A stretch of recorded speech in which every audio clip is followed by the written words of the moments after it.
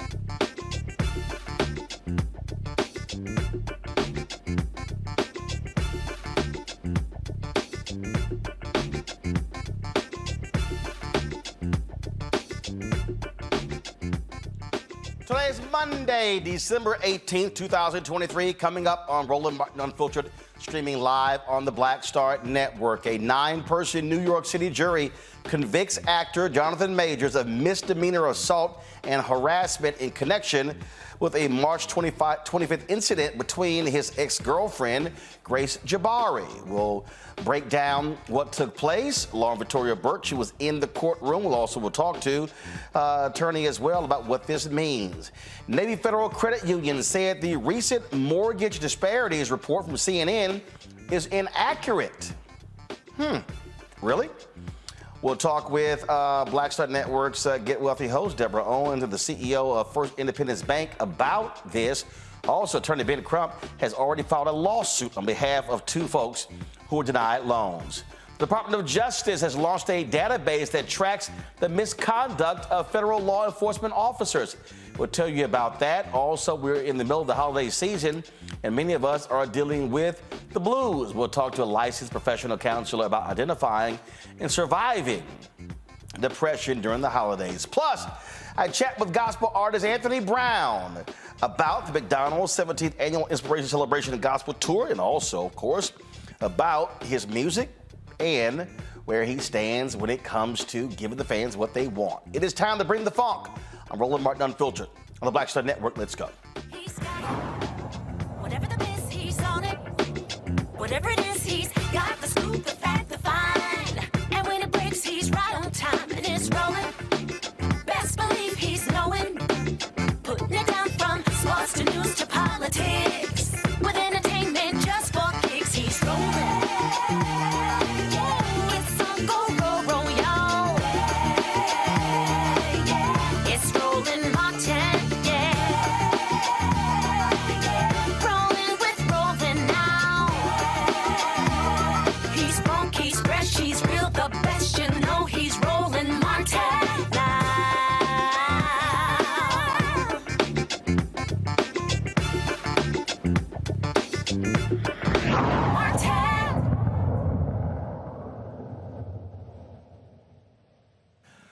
A New York jury delivered a split verdict regarding actor Jonathan Majors. He was convicted on 2 of the 4 counts he was facing. The jury found Majors guilty of 3rd-degree assault, recklessly causing physical injury, and a 2nd-degree harassment, but acquitted him on the 2nd-degree aggravated harassment and an additional 3rd-degree assault charge with intent to cause physical harm.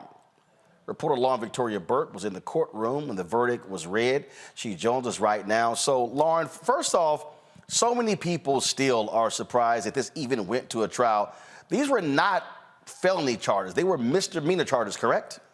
Right. They were misdemeanor charges. I dare say I would really love to see some statistics on whether Robert Morgenthau or Cyrus Vance, the 2 previous district attorneys in Manhattan, have brought this type of misdemeanor case involving assault to a trial. This was, of course, brought by the office of Alvin Bragg, who's the current DA in Manhattan. So one of the charges, so the jury determined that he did not intend to, it wasn't intentional for him to assault her. So explain these, again, this sort of the split verdict.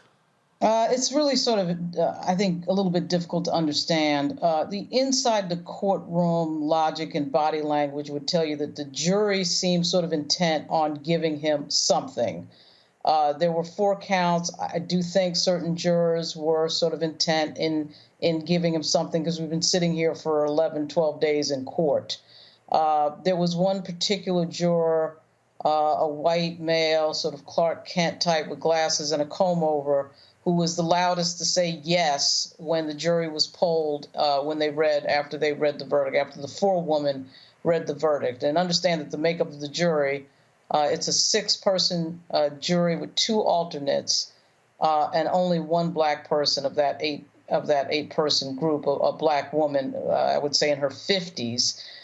She was probably the quietest to say yes when polled by the clerk in the court. As to whether or not she agreed with the verdict. She sort of quietly said yes. And So I thought that was sort of interesting. But I do think there was a sort of pressure there maybe to do something, give him something, and not just let him off on all counts. This was the statement from the DA's office. At the Manhattan DA's office, we are committed to centering survivors in all of our work. The evidence presented throughout this trial illustrated a cycle of psychological and emotional abuse and escalating patterns of coercion far too common across the many intimate partner violence cases we see each and every day. Today, a jury determined that pattern of abuse and coercion culminated with Mr. Majors assaulting and harassing his girlfriend.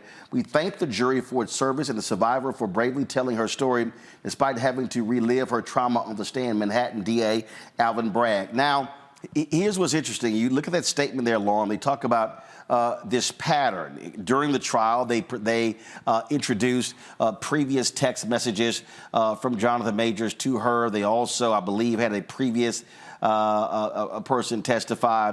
But the other thing is that the NYPD felt there was enough there to arrest her, and they did. And they charged Grace Jabbari. But the prosecution chose not to prosecute. And I talked to one attorney who said there's no doubt that if he got convicted, she would have got convicted for assaulting him. Correct. Yeah, so she was actually arrested. That was, so of course, downplayed. I do think that part of what Alvin Bragg's office is doing is, regardless of what the evidence is, women apparently can never be wrong in any situation. So it didn't matter that Jonathan Majors is on film running away from this person. It didn't matter that we had testimony from a driver, the only person witnessing them in the car, a driver not hired by Jonathan Majors or Miss Jabbari, by the way, testifying that she did everything and he did nothing. Didn't matter that we had video of course, as you're showing right now, Jonathan Majors running through Manhattan away from this person. And apparently it didn't matter that Miss Jabbari was out clubbing at Lucy's nightclub at 145 Bowery Street the same night that all this happened, and then returns to Mr. Majors' residence and locks him out. Didn't matter that he called the cops in fear that she might commit suicide. None of that matters, apparently. There's no evidence that matters. Doesn't also matter, I guess, to Alvin Bragg, that there was no pattern of anything. There was no pattern of abuse testified to in this case. So I have no idea what he's talking about in his statement, about some pattern of abuse. I think that Alvin Bragg's office is on a political mission that has nothing to do with the actual evidence presented in this case, and actually another case which you highlighted on your show earlier in an exclusive interview. So this would, I think, represent some sort of a change in policy in the Manhattan DA's office that we did not see under Cyrus Vance or Robert Morgenthau. And that change in policy appears to be disconnected with actual evidence that is presented in court. Atlanta attorney Jonquil Neal joins us right now as well. She's worked as a prosecutor, also defense attorney. Glad to have you here. As you look at this, explain this, if you will, this split verdict that comes from this jury. But first, I'll start with: have you seen where, again, a misdemeanor charges would go to an 11-day trial? Is that unusual?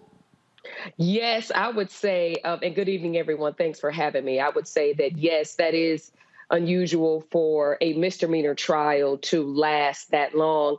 And frankly, it's unusual for this kind of case to proceed to trial, right? Because normally in a case like this, you would potentially have some reduced pleas, some pleas to a reduced charge or reduced sentencing involved. And so a case of this nature, you would normally not see. However, it appears that Mr. Majors wanted to clear his name. And it appears that he thought that, and his attorney thought that this would give him the opportunity, but the jury came to a different conclusion. But what I will say as it relates to your initial question about this split jury, essentially the first charge, right, the third-degree assault with intent to cause physical harm, in a lot of criminal cases, for specific charges is what we call is mens rea, right? And so that means that the person has to have the intent required to commit the crime. And so they found him not guilty of not having the intent to have caused her physical harm. They found him at a lower level, which is a reckless, a third degree reckless charge, where essentially his behavior was a conscious disregard and substantial and unjustifiable risk of physical harm to her. And that's essentially what they found. So they didn't find him as low as negligence. They didn't find him as high as he intentionally harmed her, but they found in the middle for reckless. When you look at that video, the video of him placing her in the car, but she fighting to get back out, follows him, he pulls himself away, and then he's running away from her. What do you make of that if you're talking to a jury? Because the defense says, here's somebody who was trying to get away from her. Later, he's the one who calls 911 when he discovers her in the apartment in the middle of the floor. This is a very, very challenging case. It's a challenging case for the state.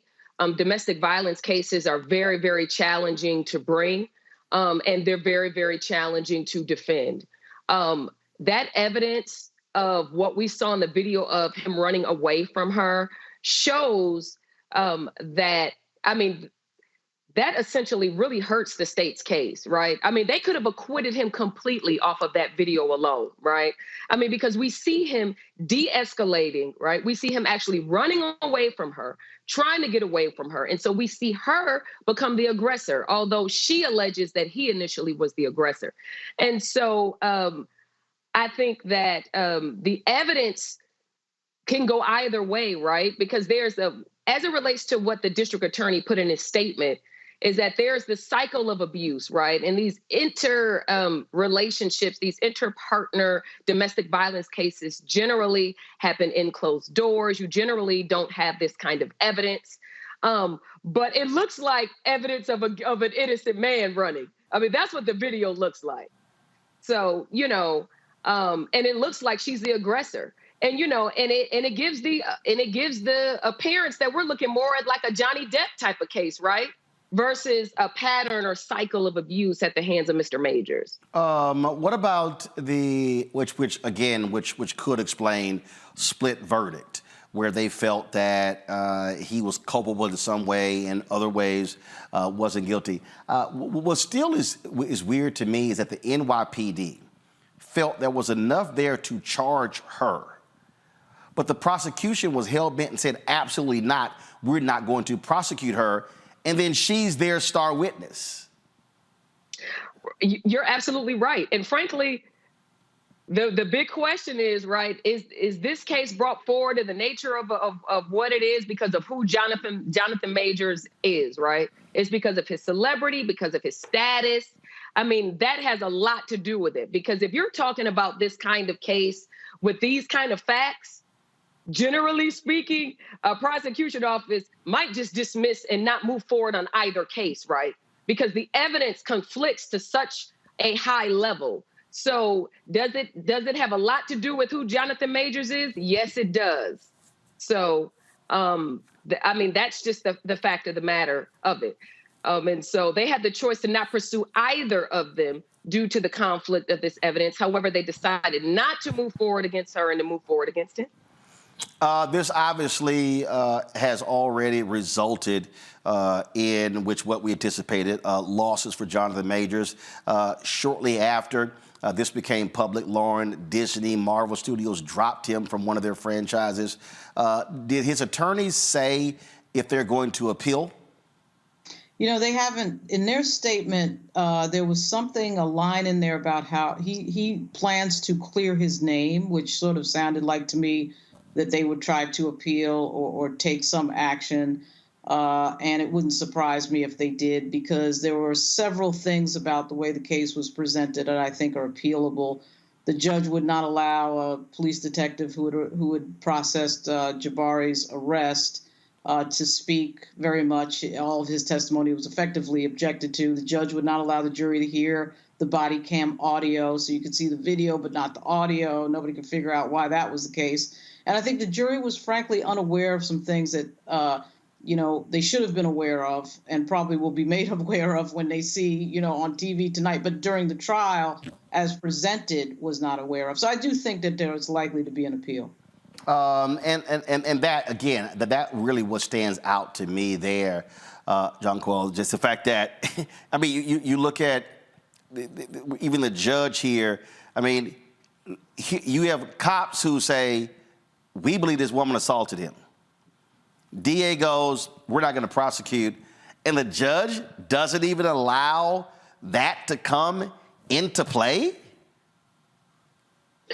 Right. And as it relates, the trial isn't televised. So as it relates to the specific reasons why or what evidentiary reasons why the judge didn't allow the specific audio to play is unclear at this juncture.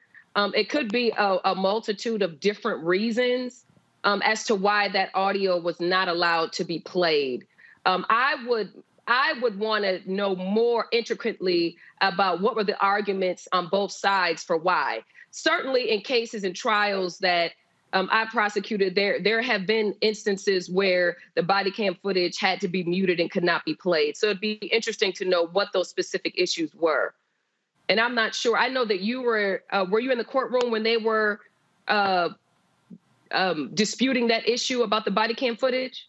Yes. And its admissibility? Okay. Yes. And the jury, I think the judge, the days that I was in there, which was 3 days, I got the sense that anything that would shed a negative light on Ms. Jabbari was blocked the entire time. I mean, effectively.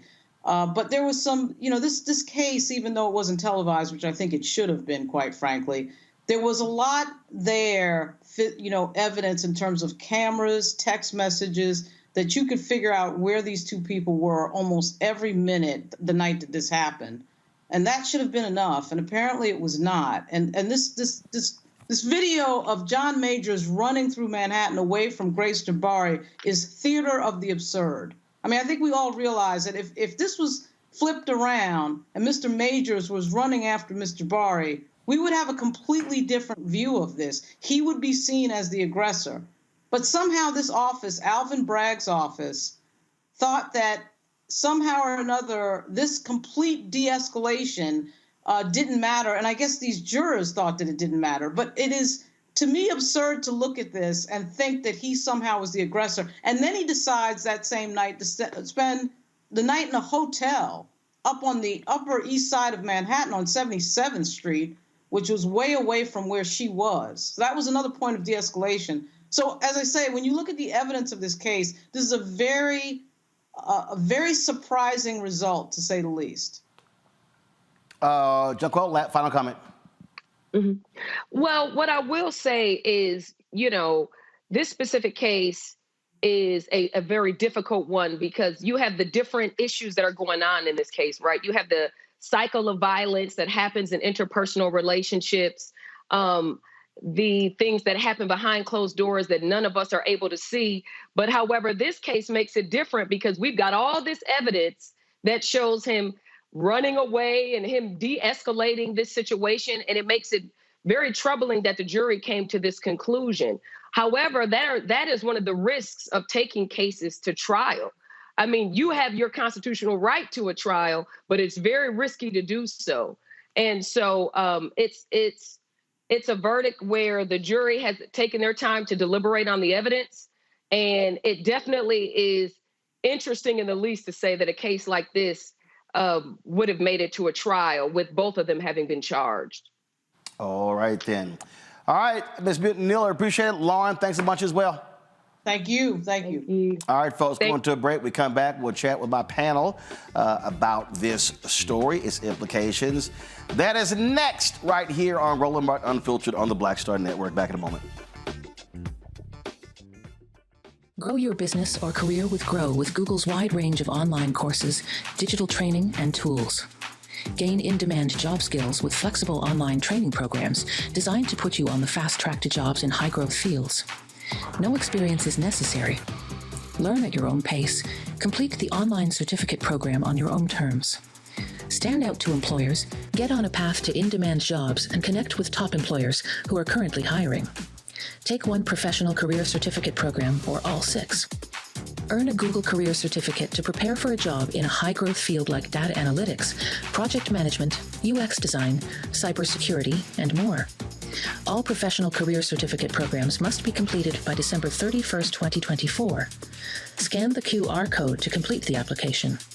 There are 1,000 scholarships available. Grow with Google and J. Hood and Associates. Be job ready and qualify for in-demand jobs. Next on The Black Table with me, Greg Carr, we featured the brand new work of Professor Angie Porter, which, simply put, is a revolutionary reframing of the African experience in this country. It's the one legal article everyone, and I mean everyone, should read. Professor Porter and Dr. Valencia Watkins, our legal roundtable team, join us to explore the paper that I guarantee is going to prompt a major aha moment in our culture. You crystallize it by saying, who are we to other people? Who are African people to others? Governance is our thing. Who are we to each other? The structures we create for ourselves, how we order the universe as African people. That's next on The Black Table, here on the Black Star Network.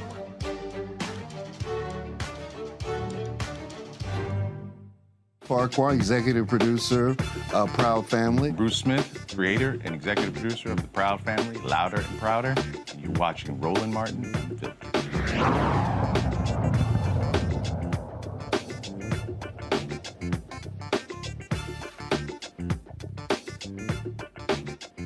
All right, folks, introducing my panel for this Monday. Dr. Amakongo Dibinga, Senior Professorial Lecturer, School of International Service, American University. Dr. Julian Malveaux, Economist, President Emerita of Bennett College, also an author based out of D.C. Lamont King, Content Creator out of Prince George's County, Maryland. Glad to have all three of you here. Julian, I want to start with you. What do you make of this split decision? One attorney said, hey, considering who he is, you know, he should consider this a win. But the reality is that guilty verdict, even on those 2 charges, is going to cost him a whole lot of money and credibility in Hollywood. You know, it's hardly a win, Roland. And when you see that video of him running away from that woman, it seems to me that, as Lauren said, the jury wanted to give him something. She mentioned the white man with the comb over. You could almost see him with a MAGA hat on his head. But basically determined that this black man would not, and I think race has a lot to do with it. I don't understand Alvin Bragg at all. But what I do understand is this particular case causes me to switch the kaleidoscope just a little bit. Often I've said believe the woman, although not the white woman, just based on the history of lynching, et cetera. But, you know, I do believe that women deserve a benefit of a doubt because the barrier to bringing a lawsuit is very high for women. At the same time, there was no barrier here. This woman just said he did it, and they took him to court. It's absurd, and it's gonna cost him an awful lot. And one wonders if his credibility can ever be restored. I do hope that his lawyers do choose to appeal. It seems that there's substantive grounds for appeal based on what both Lauren and the other attorney said. But this really makes me sick to my stomach about the casual nature with which some women can make false charges and basically ruin somebody's life. I must say, Amakongo, look, people were asking the question, what was Disney going to do when it came to him playing one of the Marvel characters? Go to my iPad. It did not take long after the decision came down for Disney Marvel to drop him from playing his role in one of their franchises. He was playing Kang the Conqueror. And of course, his star was on the rise. Huge critical acclaim, him playing in Creed 3 opposite Michael B. Jordan. The two of them went on a significant publicity tour for the movie, but also an Oscar campaign. They presented together at the Oscars as well. And so he stands to lose a whole lot as a result of this guilty verdict. You know, I just finished watching the Loki series where he was, you know, in as King. I watched Ant-Man when he was in there as well. And I've been watching the star, you know, rise for years. Disney had to do this, unfortunately. In this day and age that we live in, when there's a guilty verdict, it's a wrap. And many people are bringing up stories like Jeremy Renner, who played Hawkeye in the Marvel franchise, who had a lot of other allegations against him, you know, by his wife, including things of sexual abuse towards their daughter, allegations and the like. People brought up Josh Brolin, who also is in the Marvel series and, you know, attacked Diane Lane. But the difference was there were no trials and no convictions. Once you have somebody who's going to be convicted of something, particularly as relates to any type of domestic violence, it's going to be a wrap. Now, having said that, I believe that he definitely got a raw deal. I wish that Disney would have waited a little bit longer to see what happens with the appeals process, you know, and looking at this office, it's amazing, Roland. I mean, just being on this show, listening to you talk about, you know, Kevin Porter, Adam Foss, and the list goes on and see what this DA has done to prominent black men. And it really makes you wonder what they're doing to black men who are not as prominent, to be quite honest. And again, no one here is sitting here saying we shouldn't take domestic violence serious. Everybody knows all of our records here in terms of how we speak out in support of women and all of that. But we have to be honest when we see things that just don't make sense. Evidence that wasn't allowed to be in, you know, body camera footage, all of those things that you talked about. Lauren talked about being in the courtroom several times and not even how they were able to introduce evidence in so many different areas. So we have to be mindful of that, and it's really sad. I think Spike Lee has some projects with him. A lot of people have turned their back on him, and it's a lot harder, if not damn near impossible, for brothers to be able to reclaim their career after something like this in Hollywood. So I'm really concerned about what's going to happen with his future, and I hope that at least through the appeal, all of the evidence gets to come out and we can see it and make a fully throated, you know, more knowledgeable opinion, because this is just not cool. Lamont, your thoughts? I just feel like, you know, we've seen this before, and it kind of, you know, as the casual observer, as a complete outsider, you know, it makes me question, what kind of defense did you have?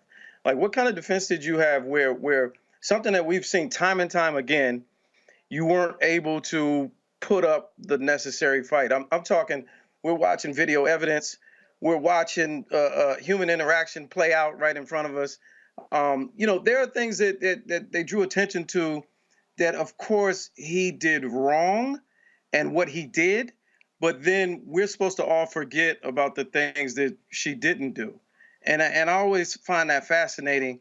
You know, it was the wrong time. I mean, domestic violence is such a serious hot button issue now. It's always been wrong, but now all of a sudden the sentiment in society is, you know, you're out of here the moment you get accused, the moment you get charged or convicted. So I feel like he was standing to lose either way. I just think it's unfortunate that we see it play out the same way over and over again. Even that, and that's even removing black guy, white woman in America. That's even removing that. But you got video evidence, you've got all these things that we can watch and look at and touch, these tangible things, and still we get the same outcome. And it just speaks to a greater issue, in my opinion. And as far as him in Hollywood, I think it's a done deal, unfortunately. I don't think he was a big enough star to beat it. He was on the rise, he was in the moment, but right now I don't think the way things are lined up against him, he you know, it's Nate Parker. It's everything from here on out is fan supported. It's independently produced. I think once Hollywood turns their back on you, unless you go on the super apology tour of contrition, it's a wrap for him career-wise, unfortunately. Julian, Attorney Monique Presley posted this on Twitter. One count with no criminal intent and one that isn't a crime but a violation. but for who this man is, no prosecutor's office would have pressed forward on these counts. Job well done by defense counsel and a jury that obviously was not persuaded by the DA's case or complaining witness. The reality is, if you're the attorney, your job is to keep your client out of jail. If you look at this split verdict, it is one where surely they wanted to acquit on all charges, but clearly having a split verdict is a win as well. But when you're talking about being an actor, major roles in play, millions of dollars on the line, so he needed a complete acquittal on all four charges for this to change, and he clearly did not get that. He wasn't going to get that. I don't know. I can't say because I'm not a lawyer, but it seems to me that although the preponderance of the evidence seems to have been with him, the judge blocked certain evidence. And if I were a lawyer, which I'm not, I might have advised him to try to do some kind of a plea deal or something so that he would not. I mean, this has been major headlines. His career is, I won't say ruined. There is the independent route, as my fellow panelist has said. But this is going to be very challenging. The victory, of course, is that it was a mixed verdict. As Monique pointed out, that mixed verdict is one that spares him any jail time. So that I don't think even if he had pleaded, I think if he had pleaded, he still gets fired. I think the only way he doesn't get fired from these projects if he is found not guilty on all counts, which is why I think his team went to court. You know, somebody has to do a full investigation of this woman. I don't know what their relationship was. Obviously, it wasn't the best. But it seems to me that she had a purpose, and her purpose was to bring this man down. And some talented private investigator needs to find out what's going on. Not only what's going on, did somebody slip her a few dollars to do this specious thing? Because it's specious and it's vicious and it's evil. And it's bad enough when women are actually abused and we're not believed when people try to go to court. But when somebody pulls, basically a rabbit out of the hat, it makes it difficult for the next set of women who have problems. So she really needs to be, if anything happens to him, something needs to happen to her too. If his career is ruined, hers ought to be too. If she's in a movie, we got to boycott it. Because she's not an actress. She's not an actress. She works behind the scenes in movies, and so and they were together for some time. But that's sort of where that stands. He faces a little under a year in jail. Sentencing will take place on February 6th. And so we'll see exactly what that sentence is. Got to go to break. We come back. Let's talk about Navy Federal Credit. CNN report shows how they have been turning down black people left and right. They say, oh, no, CNN got it wrong. Attorney Ben Crump has already filed a lawsuit on behalf of 2 African Americans who say that they were also turned down. We'll discuss this next right here on Roland Martin Unfiltered on the Black Star Network. You too, folks, hit the like button if you're watching. We should easily be over 1,000 likes. Also, folks, we want you to join the Bring the Funk fan club. So you're checking money order to P.O. Box 57196, Washington, D.C., 20037-0196. Cash App, $RM Unfiltered. PayPal, R Martin Unfiltered. Venmo is RM Unfiltered. Zelle, Roland at RolandSMartin.com. Roland at RolandMartinUnfiltered.com. We'll be right back. Hatred on the streets, a horrific scene, a white nationalist rally that descended into deadly violence. White people are losing their damn minds. As an angry pro-Trump mob storms the U.S. Capitol, we're about to see the rise of what I call white minority resistance. We have seen white folks in this country who simply cannot tolerate black folks voting. I think what we're seeing is the inevitable result of violent denial. This is part of American history. Every time that people of color have made progress, whether real or symbolic, there has been what Carol Anderson at Emory University calls white rage as a backlash. This is the rise of the Proud Boys and the Boogaloo Boys. America, there's going to be more of this. Here's all the Proud Boys, guys. This country is getting increasingly racist in its behaviors and its attitudes because of the fear of white people. The fear that they're taking our jobs, they're taking our resources, they're taking our women. This is white fear.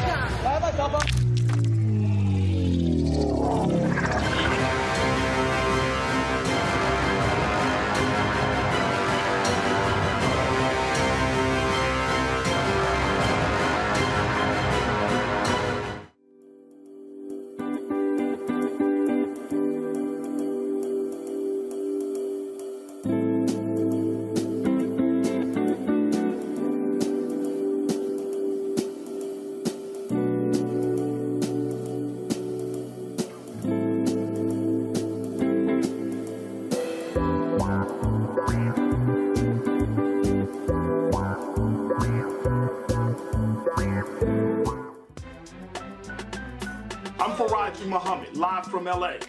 And this is The Culture. The Culture is a two-way conversation. You and me. We talk about the stories, politics, the good, the bad, and the downright ugly. So join our community every day at 3 p.m. Eastern and let your voice be heard. Hey, we're all in this together. So let's talk about it and see what kind of trouble we can get into. It's The Culture, weekdays at 3, only on the Black Star Network. I am Tommy Davidson. I play Oscar on Proud Family, Louder and Prouder. Right now, I'm rolling with Roland Martin, unfiltered, uncut, unplugged, and undamn believable. You hear me?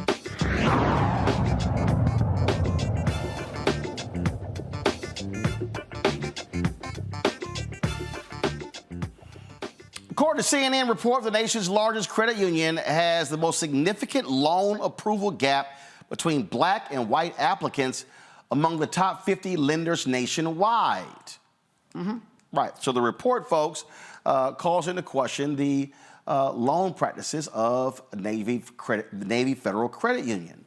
They approved more than 75% of the white borrowers who applied for a new conventional home purchase mortgage in 2022. The findings reveal that the bank, which lends to military service members and veterans and their families, significantly denied African-American mortgage applicants more than white applicants. Now, already, there's been a huge fallout. First of all, Navy Federal Credit Union has come out and said that the CNN report is flat out wrong. They left some important information out. Attorney Ben Crump, his law firm, they announced this afternoon that they are going to be suing Navy Credit Union on behalf of 2 African Americans, and you can expect, of course, there to be more as well. This here is the press release right here. Go to my iPad, please. Of course, Ben Crump, Adam Levitt filed a lawsuit on behalf of black plaintiffs Laquita Oliver and Sherelle Jacob, who sought home loans with defendant Navy Federal Credit Union. The lawsuit alleges that Oliver and Jacob's denials for their home loans are due to Navy Federal's discriminatory lending practices. It says that Navy Federal has approximately 13 million members and more than $165 billion in assets, making it the country's largest and most dominant credit union. Joining us right now is Deborah Owens, the host of Get Wealthy on Black Star Network. Also, Kenneth Kelly, the CEO of First Independence Bank. Okay, so first, Kenneth, I want to start with you. So when we're talking about this process in terms of how determinations are made by banks or credit unions to lend, there are a variety of factors. And I've had people email me. I had some woman hit me today on Instagram saying her son was denied a car loan from Navy Federal Credit, and he had a 730 credit score.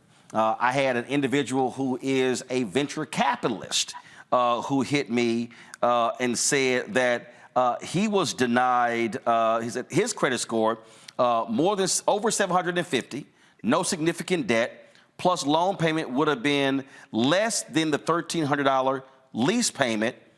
He was denied last year by Navy Federal Credit. Your thoughts? Well, Roland, great to be with you again. It's been a while. I will tell you that, sometimes we depend on systems to do the work for us. And when we do that, it misses opportunities. And so let me say, not on behalf or defense of the credit union, but the HMDA data sometimes doesn't tell the whole story. So what you're doing is helping us to investigate this story, which I think is extremely important. But let me give you just some examples, and they probably parlay into what you were just mentioning to us, which is that if someone starts an application and for some reason they don't complete the application, those numbers get counted. And so they fall into that total percentage. And it could be, show me that last W-2 that you said from the job before the one you have. And if you don't fill it out, then your loan may not end up being approved. And so my point, Roland, is that let's look at the data. Let's be sure we completely understand the data. But most importantly, what is important here is we've got differences that are very, very compelling, that some people are treated very differently. We now need to pull back the covers to investigate and understand. And so I would tell you from my perspective, I think it's important that Congress call a hearing on this topic. You know, Maxine Waters, Representative Waters, has been a strong proponent for community banks, specifically African-American owned and controlled banks like ours. And so the last thing I'm going to say before I turn it back over to you is that you know this, brother, that we're one of roughly 20 banks in the country out of 4,600 banks.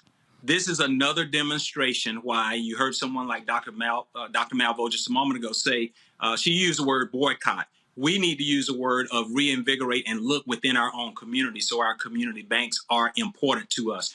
My point being, everyone listening under the sound of my voice and yours, Roland, should get to know a banker and not just be a number, because we know we'll be treated differently.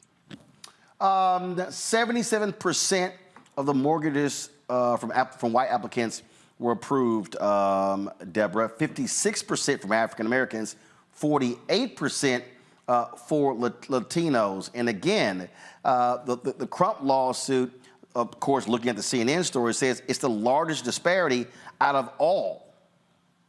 I mean, it's huge. I feel like here we go again, right? We're back in, what was it, 2008, and another very large bank was, when we really looked at the numbers around the mortgage implosion, you saw a lot of kind of these same disparities. I will say this, it's what people need to understand. And in fact, I did a educational series on getting a mortgage for another organization. What you have to be really clear on when you're dealing with this banks, to our other guest point, is that you need to have a relationship with a banker. But I think more importantly, as we go into the whole AI landscape, even more so than before, what we have to understand is how algorithms play a role in how credit and lending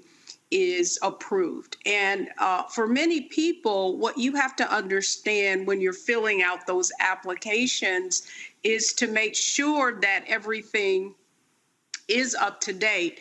And I would say don't put all your eggs in one basket as well. You need, as educated consumers, you need to make sure that you're getting competitive bids from a number of different banks. I think, though, that there is this, what do I want to say, concern for many people in our community about getting our credit pulled and that impacting our credit score. But we must become, what do I want to say, more discriminating consumers. And to the CEO's point, is it's not about just boycotting. It is about reinvigorating the banking institutions in our own community so that we are given a fair shake. Well, let's just be clear here. I mean, the reality, Kenneth, is that not everyone is going to have access to a black bank or to a black credit union. And so, I mean, you've got people saying, wait a minute, I mean, what's the whole point of busting your butt to have a credit score above 700, the highest is 850, and then if you look up and then you actually get denied. In addition, the studies say that Navy Federal approved a higher percentage of white applicants who are making less than $62,000 a year than it did black folks who were making $140,000 a year. So here you had black folks making twice as much money than white applicants and still getting denied. It's the same story, Brother Martin. You know this. Even on the educated side, those who have more education, who look like me and you, sometimes still make less money than those who have less education, whether you're talking about a bachelor's, a master's, and or just a plain old diploma. That's just the history of who we are. Unfortunately, I think the only way we drive change is to talk about it and to help understand what is the principle and the premise behind these causes. We know what it is, but the only way we're going to address it is to continue to talk about it. I've got to go back to, I still call her Chair Waters. She made note in her letter today exactly what you just stated. It's appalling to see that the numbers where you're talking about 140,000, 150,000 being compared to a number sub 100,000, and the approval rate is that disparate. We've got to fix that. And the only way we do that is talking more about it and having people to be held accountable for this. Now, what is unique, credit unions don't have the same oversight for community reinvestment like banks do. As you may have seen 2 weeks ago, all of the major CEOs of banks were on the Hill having a discussion with the Senate, holding them accountable. Credit unions don't have that same level of accountability. We need to fix that, because if we don't, we know what happens. African Americans are going to get treated differently. And so again, let me applaud you, Brother Martin, for doing this and having this so timely. Again, I don't know enough, and I'm not in the legalese where Attorney Crump is working on this issue, but I think there is some just cause for at least raising that issue for, if nothing else, discovery. And Deborah, folks are watching and they're like, well, damn, if I'm making twice as much money, I got a credit score that's more than 700, what in the hell if only 56% of black applicants getting approved, 77% of white applicants, what the hell am I supposed to do? And in fact, also when you talk about credit unions, I remember when I worked for the Fort Worth Star-Telegram, we had an employee credit union. And when I got my vehicle, I preferred going that route because I went to the credit union, got approved. They told me exactly how much car I can get. So hell, when I went, I didn't go through all the haggling and all that nonsense with the dealership. I'd already been approved. And so folks are saying, well, damn, if I can't even do that, I mean, I'm absolutely screwed. Well, I would say, though, here's another misnomer as well. We look at those credit scores, but when you're applying for a mortgage, the banks are not using necessarily just that FICO score. They have another whole scoring system, and what it takes into account is not just income, particularly if you're applying with a spouse, right? What many people don't know is that typically what they're going to do is they won't take the spouse with the highest credit score. They're going to base that based on the lowest credit score. Certainly some of that has to do with who's earning more. But I think what's most important, Roland, is that we understand the rules of the game and we dot our I's and cross our T's. I would say again, my major concern is with and I think in one of the reports it came up, are the algorithms are driving so much of the decisions that are being made. And so just like we had redlining when things were more, what do I want to say, hands-on.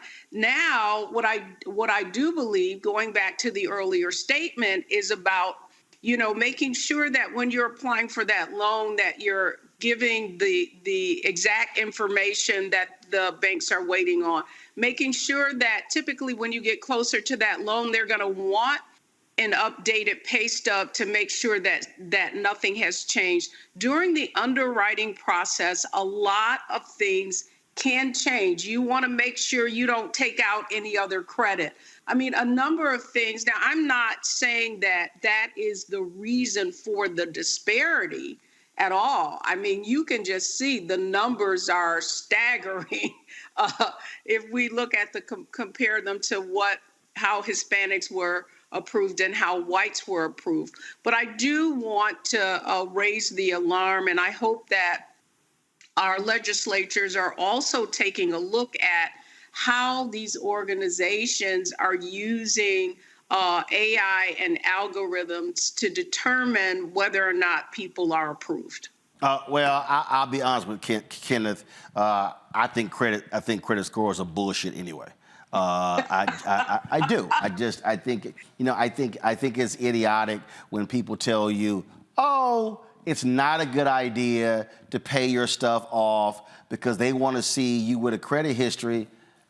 Well, hell, if I got the money, I'm paying this shit off. I'm not running around here, sitting here, walking around with no damn debt. It drives me. Yeah, but again, I did a whole, when I had my Washington Watch show, we did a whole, I think we did like 2 hours on how BS this is, and we had Congresswoman Maxine Waters on then, where the credit companies wouldn't even tell folks how they even come up with these numbers, how they even create whatever their algorithm is and what do they actually use with it. And again, so for me, first of all, I'm paying every damn thing off. I ain't trying to have no debt. I ain't trying to owe nobody. And so if that means that, oh my goodness, I'm gonna have a 650, well, they can all go to hell. So I think, because it's like, what I'm not about to do is sitting here going, okay, so we're gonna pay like this window right here, and we ain't doing all that, man. Just pay that, let's move the hell on. I can't. Let me just say, Roland, I have to interject.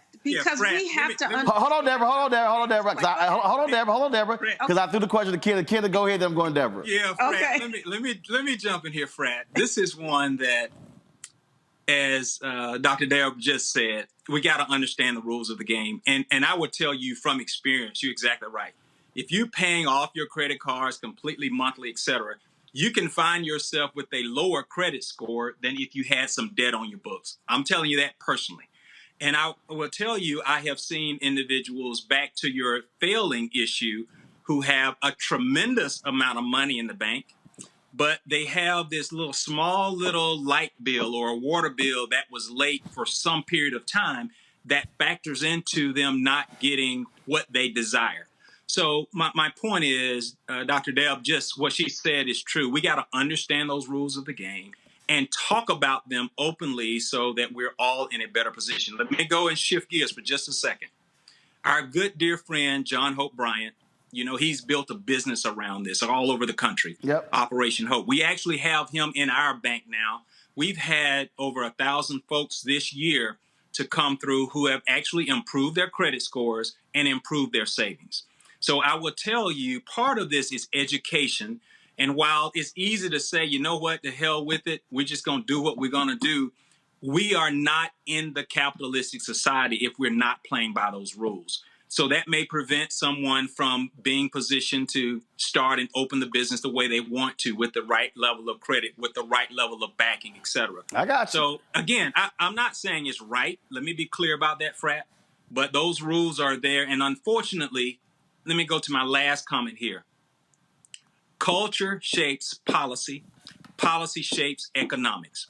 So if we want to help change those rules, this is the cultural setting we need to be in, Roland, talking about this issue to help drive changes in policy that don't disproportionately impact people who look like us, so that we can have brighter economic outcomes. So I'll leave it at that. But, those are the rules of the game. And so if we shape and use our culture, we can shape and change policies and shape and change economic outcomes. All right, Deborah, go ahead.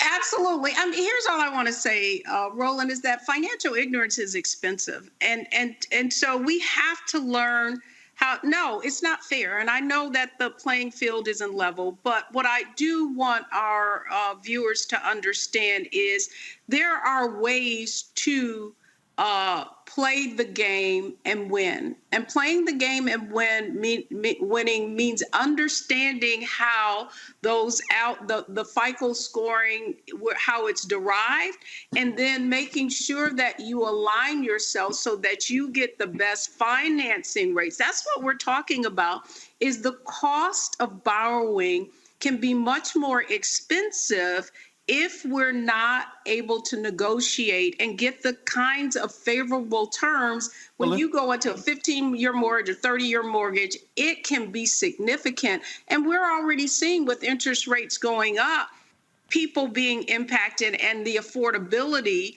being an issue. And so when you start to throw the difference between, a 650 score or 750 score, it can make a great deal of difference. But the last point I want to make is that, yes, you may not be approved by one, but you want to make sure that you don't have all your eggs in one basket, and you want to be able to negotiate. I got you. Well, that's why I bought my last car. Well, hell, my last two. I paid for that damn thing. I'm like, I don't give a damn about no interest. I ain't trying to pay nobody back. I don't want to owe nobody. I'm driving that sucker off the lot, paid for. And I know some of my people, we love flexing, but listen, I bought my Lincoln Navigator in November of 2008. That some bitch still rides. I'm good. I'm good. I ain't trying to sit here and buy nothing. I'm gonna ride it. I'm gonna drive it till the wheels fall off. Then I'm gonna go buy something, and I'm not gonna sit here and negotiate. I'm gonna give them the cash and keep it moving. So get a bike or something. I don't care. All right, y'all. I appreciate it. Navy Credit did release this statement, y'all. Navy Federal Credit Union was recently included in a news story about lending practices in the mortgage industry. We care deeply about the issue and want you to know the report does not accurately reflect our lending practices and is rooted in an incomplete analysis of lending data that does not account for major criteria required by any financial institution to approve a mortgage loan. We proudly provide a higher percentage of mortgage loans to Black applicants than the vast majority of the top 50 mortgage originators nationwide. Okay, prove it. Our members put their faith in us to do right by them financially, and we stand by the promise that we are abiding by all fair lending practices. Okay, Navy Credit, Navy Federal Credit. Man up, woman up, show it. Show us. Don't just issue those statements saying, it's incomplete data. Show us. And then while y'all at it, I want to know how y'all spending y'all money. Because I see a lot of y'all ads. Do y'all do business with Black people? Do I see Black-owned media? Do I see y'all doing other business with Black companies? I'm just curious, Navy Federal Credit, because see, now y'all got that light on y'all. And as Ida B. Wells Barnett says, when you hit the light, on darkness, the truth shall come out. That's a paraphrase, but now we'll see what they're going to do. And trust me, when you get hit with a lawsuit, last thing they want are depositions. All right, folks, thanks a bunch. I appreciate it. When we come back, Lord, we know one person who needed some money, Clarence Thomas. How did these rich white Republicans pay off a Supreme Court justice who was complaining that he was broke? I'll discuss that next on Roland Martin Unfiltered on the Black Star Network. I'm Dee Barnes, and on the next frequency, Professor Janelle Hobson joins us to talk about hip-hop and its intersection with feminism and racial equality, plus her enlightening work with Ms. Magazine and how the great Harriet Tubman connects with women in hip-hop. So it was not hard for me to go from Harriet Tubman to hip-hop, honestly, because it is a legacy of Black women's resistance and Black women supporting our communities. That's what Harriet Tubman did. That's on the frequency on the Black Star Network.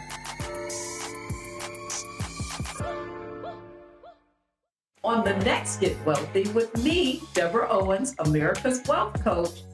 Did you know that 43% of Americans say that they're going to go deeper into debt because the cost of everything is rising because of inflation? On our next Get Wealthy, you're going to hear from money coach Lynette Kelfani-Cox as she shares exactly what we need to do to stay out of debt and get wealthy. When I paid off my $100,000 in credit card debt, I was just doing strategies kind of piecemeal. I was doing like what I thought would work. And then it was like, oh, great, it did. It was effective. And then I was like, I should document this. I should explain like how I got out of debt. That's right here on Black Star Network with me, Deborah Owens, America's Wealth. On the next, A Balanced Life with me, Dr. Jackie. How big a role does fear play in your life? Your relationship to it and how to deal with it can be the difference between living a healthy life, a balanced life, or a miserable one. Whenever the power of fear comes along, you need to put yourself in that holding pattern and breathe, examine, find out if there's something that your survival instinct requires you to either fight or take flight. Facing your fears and making them work for you instead of against you. That's all next on A Balanced Life on Black Star Network.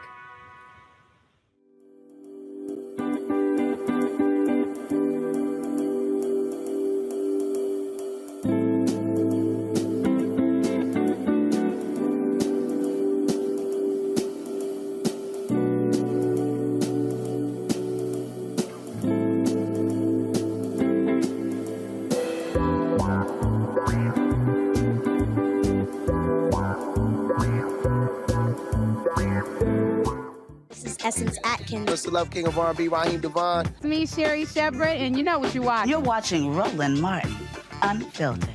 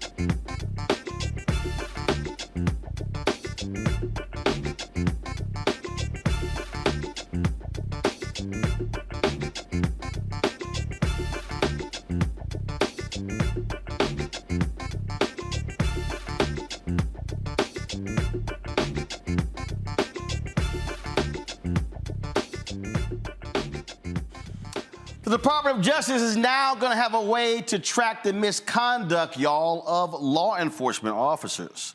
And so what they announced today, the National Law Enforcement Accountability Database. It will only contain the records for federal officers and not be open to the public. It currently includes former and current Justice Department of officers who have records of serious misconduct over the last 7 years. It will be expanded to capture other federal law enforcement agencies such as the Secret Service and United States Parks Police.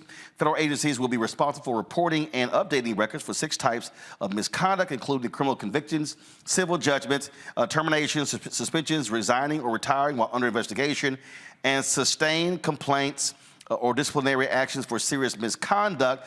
This is a statement released by President Joe Biden. He said, as part of my administration's executive order on policing, we committed to create a first-of-its-kind database to track records of law enforcement misconduct so that agencies are able to hire the best personnel. Today, I'm fulfilling that promise by launching the National Law Enforcement Accountability Database. This database will ensure that records of serious misconduct by federal law enforcement officers are readily available to agencies considering hiring those officers. We're also working to allow and encourage state, tribal, local, and territorial law enforcement agencies to make available and access similar records as part of their hiring processes. In May 2022, I signed this executive order to help rebuild trust and deliver the most significant police reform in decades. Since then, we've taken critical steps towards effective, accountable policing, including by requiring the federal law enforcement agencies ban chokeholds, strengthening use of force policies, restricting no-knock warrants, and directing other measures to advance effective, accountable policing that increases public safety. Protecting public safety depends on trust between law enforcement and the communities they serve. By building trust, we can strengthen public safety and we can more effectively fight crime in our communities. The executive order is a measure of what we can do together to heal the very soul of this nation, to address the profound fear and trauma that particularly Black Americans have experienced for generations, and a channel that private pain and public outrage into progress on behalf of all communities. Now, okay, Julian, introduce action. So the people who then say, nothing's been done. Now it's a database, half the executive order, ban no-knock warrants, ban chokeholds. But the reality is the federal law only applies to federal. And so I think a lot of people who want to demand police reform need to understand police reform actually has to happen on a city, county, state level and not think that it all is solved by Congress. Well, absolutely. I think the federal, the new database is a step in the right direction. Some of this could have been addressed had we been able to get the George Floyd Accountability and Policing Act before this, but we have it. it's a step in the right direction.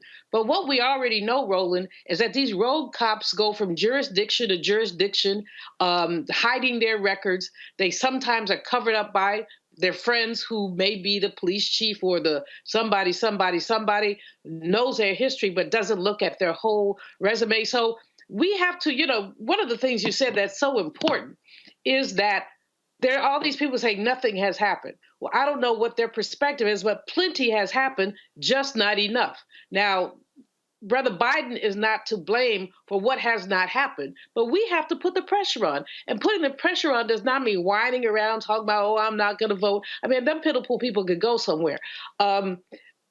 Basically, putting the pressure on means continuing the activism, supporting people like Kristen Clark at the Department of Justice, who is doing amazing work. They just got not convictions. They're taking some more of the Breonna Taylor killers to court. So basically, we have to, we're never going to be happy until we have the whole loaf, but we have to celebrate the half loaf, especially when we have people helping us get there. I'll tell you one thing. You think you're going to get more from the Orange Man? Or from little Nikki Haley? You're not. So stop complaining, roll up your sleeves, and let's get working. I'm a Congo. Look, I think it is a great start, and I think for people who say that it's not enough, the fact of the matter is what we need to tell people is, hey, remember in November 2024, if you want to start looking and seeing things like this on a local level, citywide level, state level, then you got to put people in office from the top of the ticket to the bottom of the ticket who are going to make something like this happen. So I believe that you said something, Roland, about them not going to make some of their information public or something to that effect. I feel like they should, because that also shines a bigger light on many of these guys. I also hope that the Border Patrol agents are going to get some attention because of some of the things that we're hearing about what's going on down there. But again, Joe Biden, it's kind of like with the student loans, right? Joe Biden could do more if he had more people and more places to help him get that support. But as long as we have Congress being what it's like and the Senate being what it's like, if people want to see this happen at a deeper level, like Dr. Malveaux was saying, so we can eventually get that George Floyd Police Reform Act, then give us more Democrats in office who are going to help us make those changes at every level, because all this is never enough. And I was watching some of your stuff on Instagram over the weekend, Roland, like with Trump's comments and everything, and you kept saying, look, y'all, if you're not going to get out and vote, you don't have a say in these things, right? You complain, but you're not going to take action when action needs to be taken. And this is a step in the right direction, and we need to support it and demand more of this at the local level. And it's going to take more leadership, more voting. We can make this happen at a larger level, it's federal, obviously, so it's larger. But I'm saying we can make it happen in more places at the local level. Yeah, Lamont, I saw some folks over the weekend talking about how Biden, he hasn't gotten this done, but President Lyndon B. Johnson got a lot done. And I'm going, if you go back and actually check the numbers, Democrats had the majority in the House and the Senate when Johnson was president, even though he was dealing with Southern Dixiecrats. He also had a lot of moderate Republicans. If you go back and check the numbers of the Voting Rights Act, the Civil Rights Act, and the Fair Housing Act, it wasn't close. It wasn't like it was by a 2-vote margin.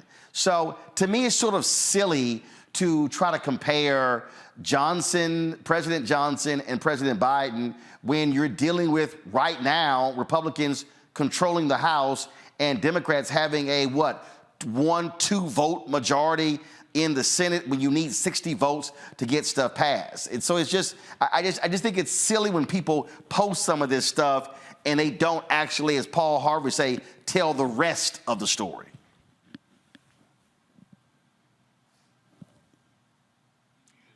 Lamont, you muted. I was going to say, to this, getting this passed specifically, yes, it's a step in the right direction, because whereas it didn't exist, now it does. But I think the thing that I'm hung up on the most is the fact that the information is not made available to the public. Because to me now it just looks like a transfer portal, a recruitment tool, where jurisdictions can see what different individuals have done, and they might be of value to our jurisdiction, to our part of the agency now. So I think having it hidden really kind of defeats the purpose. And also, But remember, you still have. First of all, let me go to the top here, because I think what's important to remember. Part of the issue, again. So you say. So again, you you're still dealing with personnel matters, and so so that's the other thing that we have to understand. So you might be in law enforcement, but you still have rights that we also have as well. So you have to factor in personnel. Just like if any of us are terminated from a company for a reason, if the next employer calls your job, that employer only can give limited information regarding your employment at that company. So we have to factor in that there still are legal rights that are at play here. That may be all well and good, but if you have a history or a pattern of abuse, and you have write-ups and complaints in the dozens and approaching scores of complaints over the years, and that's not available to the public, whereas you enter a new jurisdiction working for the Fed, you're Justice Department law enforcement, and now you're in my area, and I have no idea that this person enforcing the law in my jurisdiction has this kind of history. And so the other side to that is it's almost like, if I'm looking for an agent who gets down like that, I know and I'm an employer, or we're looking for somebody to come shake things up. We need a runner and gunner. You know what I mean? That's why I made mention of it being like a transfer portal. It's good if it's enforced, and it's good if it impacts in a way that helps citizens. That's all I'm saying about that. And to the voting piece,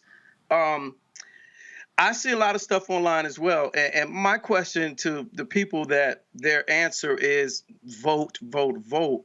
Are we prepared what systems are we putting in place to deal with when we get outvoted? I never hear that discussion. No, hold up. Well, I mean, first of all, we do it all the time on here. I mean, in fact, and you actually have it. And so here's the whole deal. I don't care what the election is. I don't care whether the election is on the city level, the school district, the county level, the state or the federal level, you're still a constituent. And so there still are demands that we can make even though the person who we wanted didn't win. That's politics. That happens every single day. That's why we have organizations. That's why we have people who actually do that. The problem is when people check out of a process or they go, well, my person didn't win, so therefore I'm not going to be involved. And so on this show, we are constantly trying to explain to people that the election is the end of one process and it's the beginning of another, even if your person wins. Because this is the other thing this is where, for me, Civics 101 comes in. All right, people go, well, Biden said he was going to get rid of student loan debt. Well, he tried to. The Supreme Court said no, he didn't have the authority. So then people go, well, but he said he was going to do it. He said he was going to do it. And it's like, okay, so even if you elect a council person, even if you elect that one person, if there are 9 people on the council, you need 5 votes. And so I think a lot of times people don't understand that civics, electing one person does not solve all the problems because they still got to get the votes to get it passed. No, I agree 100%. I guess what I was leaning more towards is I feel like more needs to be done for people with the wherewithal and who have the bandwidth to help educate people on shaping policy. Because I know for somebody who was disassociated with the political process for many years, that I didn't realize it was the shaping of policy that had us where we were.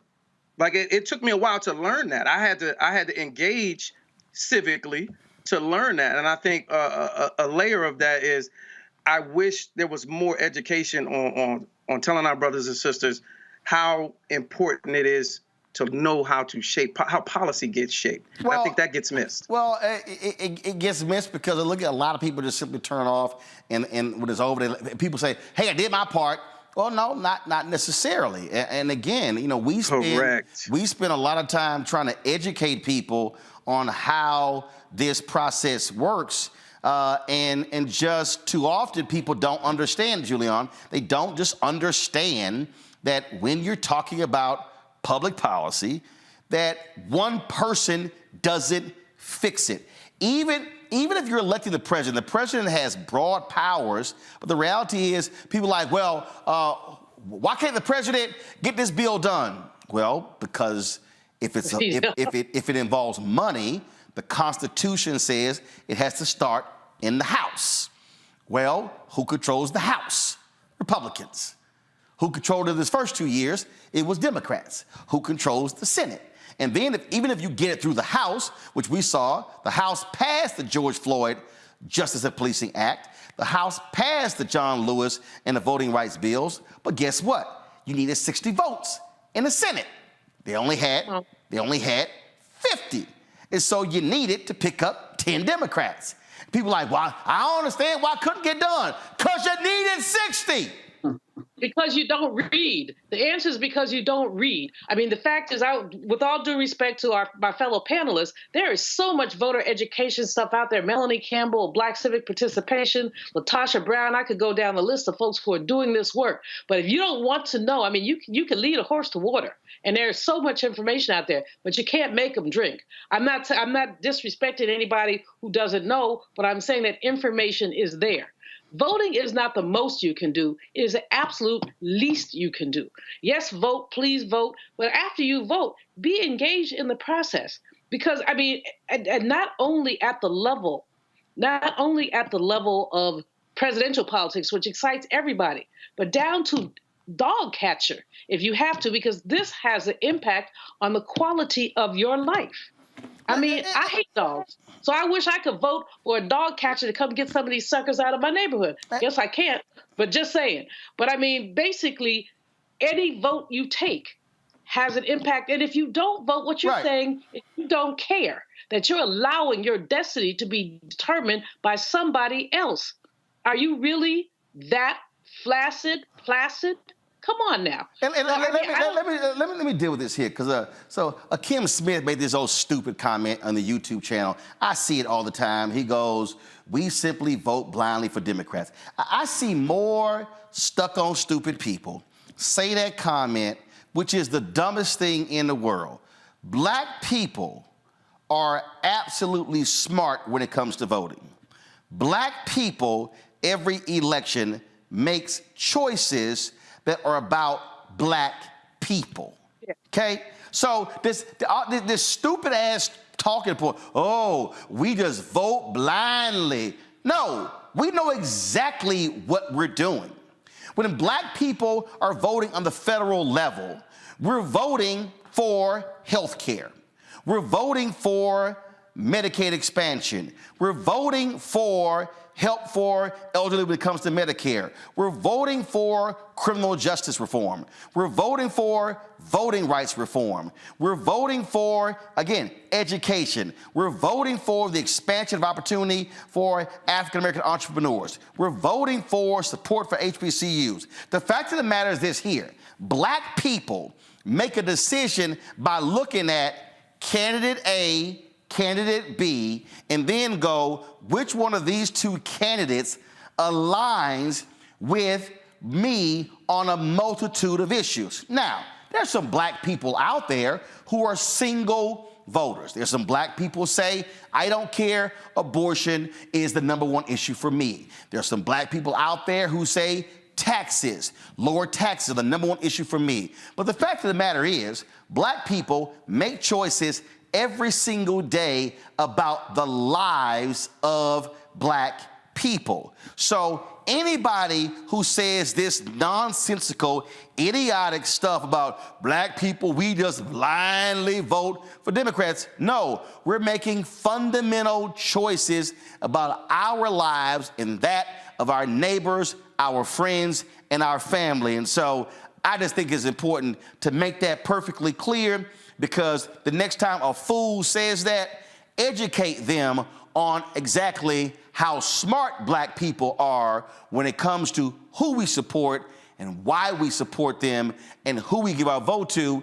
And I'll say this, to any other party candidate, you could actually make an argument, come to black people and make an argument, but you better be right on the issues to where we stand. Otherwise, we're gonna tell you, get the hell on, get gone. I gotta go to a break. We'll be back. Roland Martin Unfiltered on the Black Star Network. When you talk about blackness and what happens in black culture, we're about covering these things that matter to us, speaking to our issues and concerns. This is a genuine people-powered movement. There's a lot of stuff that we're not getting. You get it, and you spread the word. We wish to plead our own cause. Too long have others spoken for us. We cannot tell our own story if we can't pay for it. This is about covering us. Invest in black-owned media. Your dollars matter. We don't have to keep asking them to cover our stuff. So please support us in what we do, folks.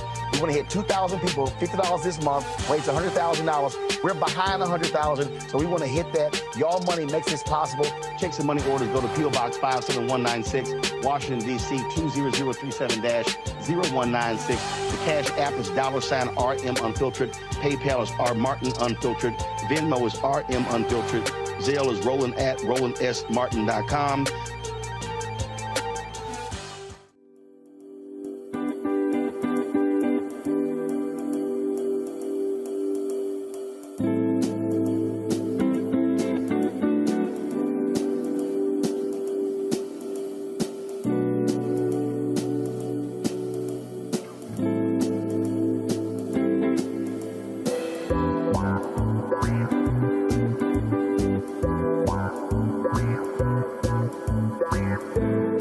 John Murray, the executive producer of the new Sherry Shepherd Talk Show. This is your boy, Earthquake. And you're tuned in to Roland Martin Unfiltered.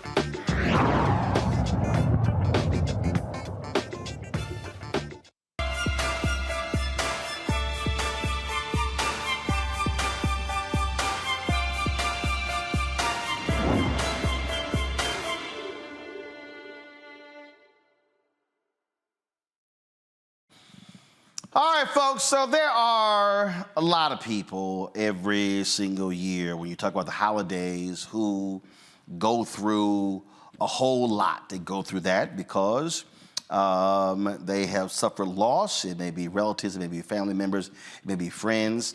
They simply may not have other people in their lives, and they're actually lonely. And so, of course, Christmas is a week away, and you got New Year's, and you also have a number of people who look to take their lives this time of the year as well. My next guest is Dr. Shedrick McCall Jr., a licensed professional counselor and the chair of psychology at Virginia State University. Glad to have you here. So first and foremost, this is something that we don't necessarily think about because a lot of us just, it's festive and we're getting ready for Christmas and all this sort of stuff, and then New Year's and parties, without realizing some people actually retreat from life once the holidays rolls around. Most definitely. I think that a lot of people retreat. A lot of times, unconsciously, we don't realize that we have so much on our mind, and that the holidays, for some people, it elicits a lot of anxiety. And as you indicated earlier, we have, some of us have family members that we've lost. Some people can't afford to buy the gifts that they want to buy. So a lot of this just elicits a lot of anxiety and depression in a lot of individuals. So what do we, if we have coworkers, if we have family, have friends, what do we do about it? How do we help them? I think mainly just understanding that, just talking to people, meeting them where they at. If you see that something's going on with them, just be a listening ear for them so that they can have somebody to talk to and work through the issues that they may have. And I think a lot of times just being there for people is definitely helpful, especially if it's family member, if it's children, anything that you can do just to be there for them will help them get through this these trying times, the holiday blues. And so what are the tips? Where do we start? So I think where we start as far as where we start as far as what people are going through is that we'll see if they are withdrawn or they're isolated they stand to themselves, then that's when we need to talk to them to find out what's going on with them. And if it's something that we can talk to them about, then let's do it. But sometimes they need more than just us. So sometimes they need help to talk to people to get through the things that they're going through. So we start generally just by talking to them and then suggesting that they get help, that help them through these holiday blues. Questions for the panel. Lamont, you first. How do you deal with people that deal with like seasonal affective disorder centered around specifically the holidays? Yeah, most definitely. Seasonal affective disorder, we know that in the summer and the spring, people are happy. And when it comes around to the winter and the fall, there's less light. And we know that the light affects neurotransmitters, which elicit depression. So just help them by getting them out of the house, making sure that it's more light available for them, just talking to them and just being there for them. Julian? One of the things that I think depresses people is the commercial impact that we place on these holidays. Predatory capitalism is alive and well. If you ordered something online, next thing you know, you're getting ads, buy some more, buy some more, buy some more. How do we balance out the joy of the holiday and the birth of the Christ child with the capitalist extravaganza that has become the holidays? Yeah, that's a tough one. That's a mouthful there. I think it's tough because I think that a lot of people are into the capitalism as far as purchasing and just, doing things for people during these holidays. It's a tough balance. And I think that goes from person to person regarding that situation. But that's definitely a tough balance for us to do because this time of year is when they're putting all those commercials out there for people to buy things. And, as I indicated earlier, when people can't afford those things and they see it, that is some of the things that lead to depression also. Amakongo. Is there a difference in the way that people react to the type of loss they have? So I'm thinking, for example, there may not be people around us from the holidays because, they may have passed from old age or sickness. But then I'm also thinking about families who lost people at like the Buffalo supermarket when the hate crime, when 10 people were slaughtered in a situation like that. Is the type of grief in terms of how you respond to it different when the circumstances that led to the loss are more extreme, or is it pretty much you're doing the same things to handle these situations? I believe, there's stages of grief by Kubler-Ross that people go through: depression, denial, anger, bargaining, and acceptance. And I think that humanistically, that if there's a loss, so when you talk about someone with old age and they're just not there anymore, I think that we accept that a little bit better. But if you're talking about something that happened, someone's being murdered, someone's been in a car accident, even during COVID, I think that hits just a little different because in your mind you think that person's supposed to be there, and you didn't prepare yourself for that person to go because it was measures that you couldn't control or that person couldn't control. So I definitely think that it hit different. All right, then. Well, Doc, we certainly appreciate it. Thank you so very much for being with us. All right, thank you. All right, thanks a bunch. All right, folks, we come back. I've got a couple more stories I want to talk to you about. Celebration Bowl took place over the weekend, and it was FAMU versus Howard. We'll tell you about that. The vice president was there. Also, we'll talk a little bit about Clarence Thomas. Man, how much did they spend to buy this brother? These white conservatives have bought them a Supreme Court justice. We'll talk about it next. You're watching Roland Martin Unfiltered on the Black Star Network. Grow your business or career with Grow with Google's wide range of online courses, digital training, and tools. Gain in-demand job skills with flexible online training programs designed to put you on the fast track to jobs in high-growth fields. No experience is necessary. Learn at your own pace. Complete the online certificate program on your own terms. Stand out to employers, get on a path to in-demand jobs, and connect with top employers who are currently hiring. Take one professional career certificate program or all 6. Earn a Google Career Certificate to prepare for a job in a high-growth field like data analytics, project management, UX design, cybersecurity, and more. All professional career certificate programs must be completed by December 31st, 2024. Scan the QR code to complete the application. There are 1,000 scholarships available. Grow with Google and J. Hood and Associates. Be job ready and qualify for in-demand jobs. I'm Faraji Muhammad, live from LA. And this is The Culture. The Culture is a two-way conversation. You and me. We talk about the stories, politics, the good, the bad, and the downright ugly. So join our community every day at 3 p.m. Eastern and let your voice be heard. Hey, we're all in this together. So let's talk about it and see what kind of trouble we can get into. It's The Culture, weekdays at 3, only on the Black Star Network. Hello, I'm Paula J. Parker. Truly proud on the Proud Family, Louder and Prouder on Disney+. And you're watching Roland Martin, Unfiltered.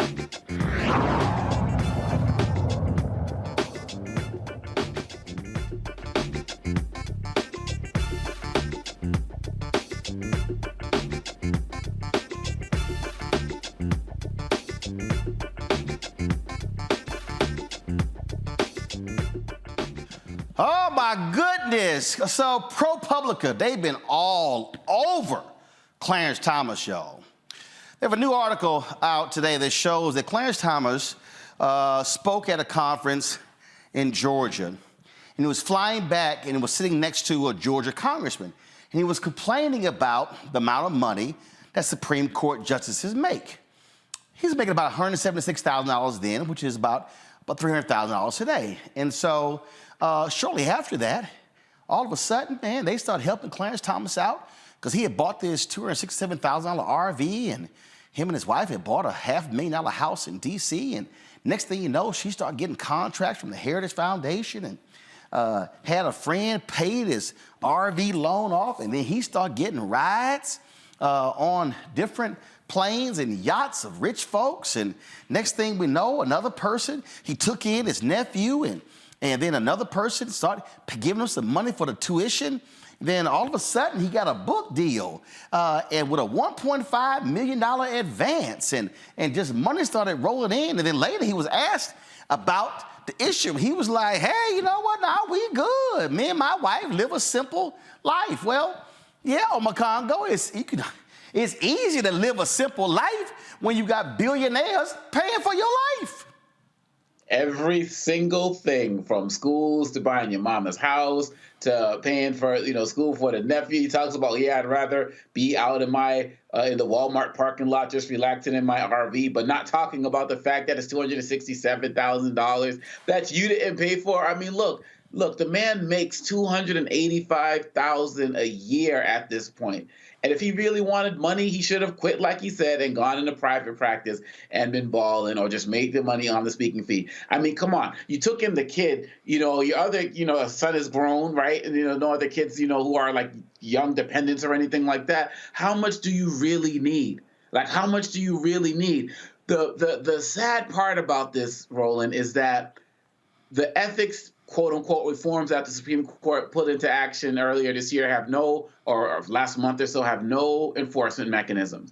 And what also bothers me with this ProPublica work is that it just reminds me of all of the work that journalists have not done on Supreme Court justices over the years, because there's no way that Clarence Thomas could be the first. He's probably, for sure, particularly in the modern era, the worst. And I'm glad more of these stories are coming out. But if we had some type of credible journalism targeted on the Supreme Court earlier, I guarantee you, Roland, a lot of these other ones would have been exposed, because that has to be the reason why they don't have real ethics. But I don't think it's journalism, Julian. I think the problem is that the Supreme Court, they self-report. We talk about cops, investigating cops. I mean, for long as they weren't required to post a lot of stuff. That's the problem. How do you have three branches of government and you have reporting requirements and oversight for all three, for two of them, but one of them gets to do what the hell they want to do because we just just naturally trust them to do the right thing. I think it's abundantly clear this is a bought and paid for Supreme Court. Oh, absolutely. And I mean, the Clarence Thomas situation is quite amusing, but not really.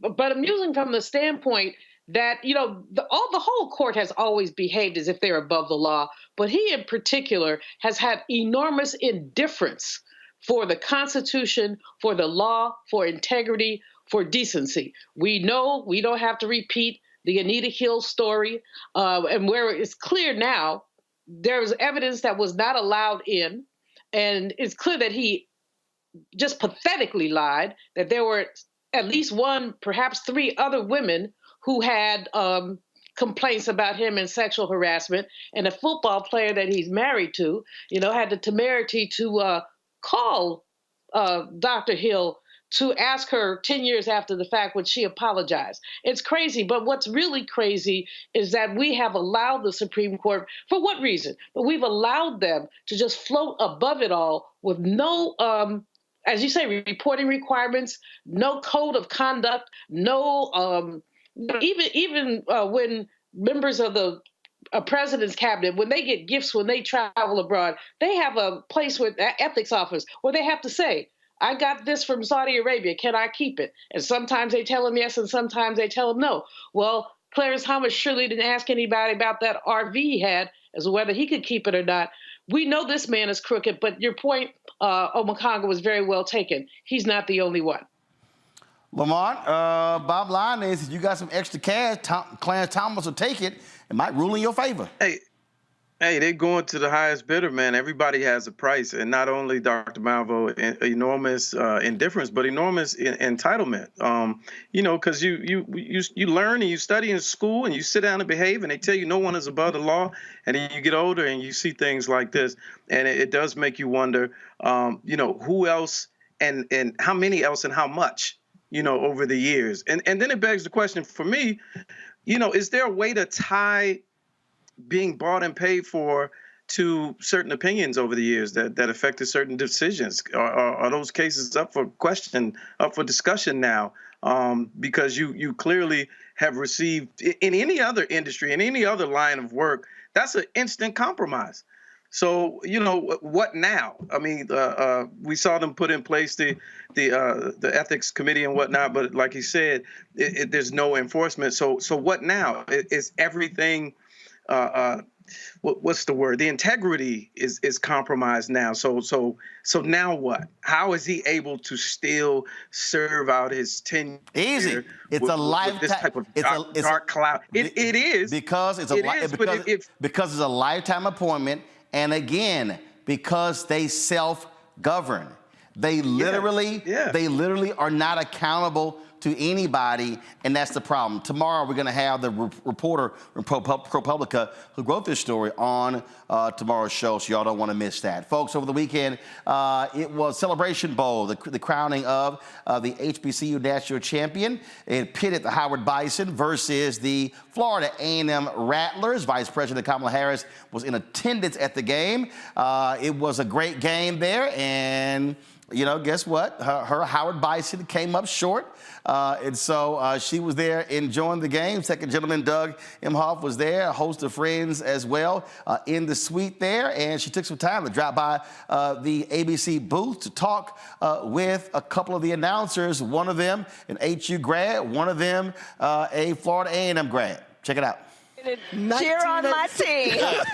Can I say our team when she's around? Can I say our team? Yes, we can. I don't know about all of that. Okay, so we saw you a couple of years ago at the Truth and Service Classic, and then again you supported the men's basketball team. Of course. You're here now, and so what do these type of events mean to you personally? Well, I mean, it's a lived experience. I grew up through college going to our games and then go back for every year for many years to homecoming, and to be able to celebrate the team as an extension of celebrating the school and all HBCUs. I mean, it's very much a part of just a cultural appreciation and really lifting up just the beauty of the work and the excellence. Well, let me say, Madam Vice President and fellow Bison, Yes, Bison. fellow California. Indeed. I like to tell people, I went to Howard University, a little boy that thought I could hit a couple dreams, and left there a man that knew I could achieve anything. That's right. What was your HBCU experience like at Howard? It was very much the same. I mean, what you and I know is that you could play for the football team and be the head of the science club. I was on the debate team. I pledged a sorority. There were no false choices. And everything about being at an HBCU tells you you are supported, you are nurtured, and there are high expectations of you. Yes. And with every intention of giving you all the support you need to thrive. You sound like my professor, Professor Smallwarren. She was like, Jay, if you can throw 4 touchdowns on Saturday, you're going to be in science class on Monday. That's right. But that's exactly right. And no excuses would be allowed. Yes. Right? Yes. All right, That's so let me jump in here, Madam Soar, Yes, that Vice President. You mentioned that member of Alpha Kappa Alpha Sorority Incorporated pledged the Alpha chapter, initiated. Yes. So for you, what did the unity and the sisterhood mean to you, and how does it carry you forth now? Well, you know, I talk with students all the time about the fact that sisterhood, or, you know, if you join a fraternity, that brotherhood, it's a lifetime. I initiated with 37 other young women. There were 38 of us. We are very close to this day, these many decades later. And it's an enduring sisterhood. It includes not only those that you join with, but those you see all around, literally around the world. I've seen our soror. I'm going to harken back to your Howard experience and ask a lesson learned that has carried you throughout your journey to become the Vice President of the United States. That much is expected. And that you may be the first to do many things, don't be the last. So what you receive, you are expected to give back.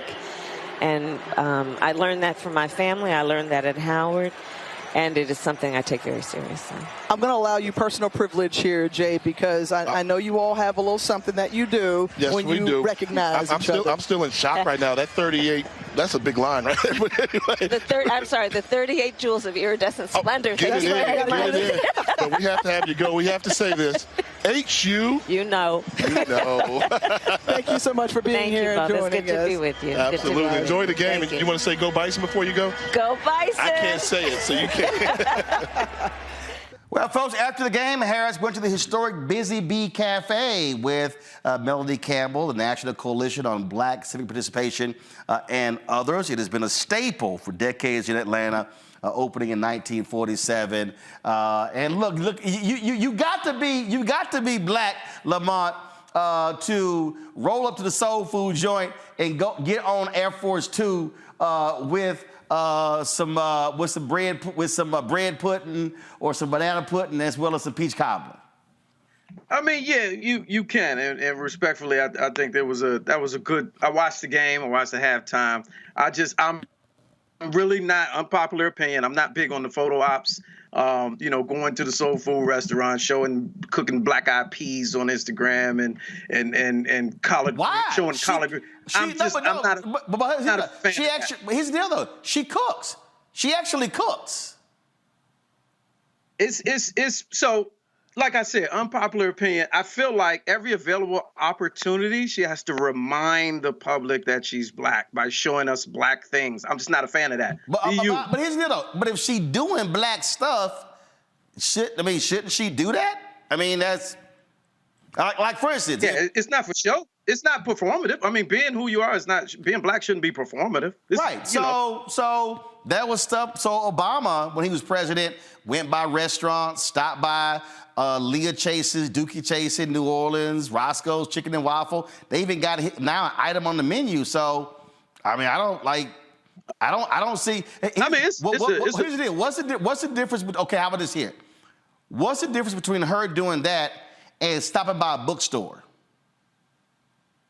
So like it was stopping by a bookstore. Yeah, like if she stopped by a bookstore to let's say support a small business, is that okay? Sure, that's very much okay. I just don't like now I'm confused. I'm confused. If it's you're not confused. No, I am confused. I don't like hold on. Implication. But Lamont, if it's okay for her to stop by a bookstore, why can't she stop by a soul food joint in Atlanta? Hey, she can do what she wants. I'm just not a fan of the implied tropes that we see. It's you know, it's on Instagram. I'm doing a two-step. This is my favorite soul food song. I'm washing collard greens today. I'm boiling black eyed peas for New Year's Eve because that's a Black tradition. I'm just not a fan of that outward performative display of your Blackness. I'm just not. Okay, so if she didn't, like if she did black eyed peas every New Year's before she was vice president, so she shouldn't show it?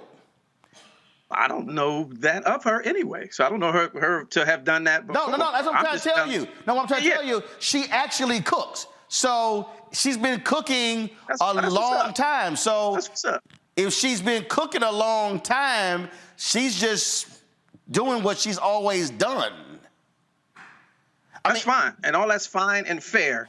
From my observation, what I don't like is being black on cue. I don't like when they do that to I didn't like when they did it to Barack, former President Barack. I don't like it when they do it to Madam Vice President. Who's they? You're not confused, Roland. No, who's they? No, you said they. So you don't like. So you didn't like it. You didn't like when Obama stopped by a black business. No, that's not what I said. Don't try to misconstrue my words, dear brother. That's why I said I'm confused. No, you're not confused. I don't like when the positioning of it. It's like, here's a black moment. We need you to be black. No, hold on. Stop right there. You said, here's a black moment. We need you to be black. Who's we? Well, that's subjective. It could no, it's be not. any, No. You said we. Who's we? It sounds like you. It sounds like there's like some other thing above her saying, "Hey, we need you to stop by." How about if she stopped by because she wanted to stop by? Well, that's all. Again, that's fair and fine. But we do know that there's some level of handling that goes into your appearances and your itinerary. That's common knowledge. I can tell you right now. I'll be honest with you. I've been around lots of presidents, vice presidents.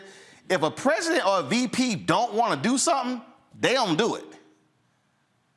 Oh, absolutely. So she's not removed from that. I'm saying, my opinion is that I don't like the performative nature of it. That's all. It could be her decision. So I'll ask. So again, I'll bring in Julian and Congo. How is it performative? Because see, here's what I find to be interesting. So if she doesn't do it, then okay, she don't do it. But if she does it, it's performative. But when I asked about her going to a bookstore, you were like, that's fine. So I don't understand. So like what? If she went to a white bookstore, that's fine. But if she went to a black bookstore, that's performative?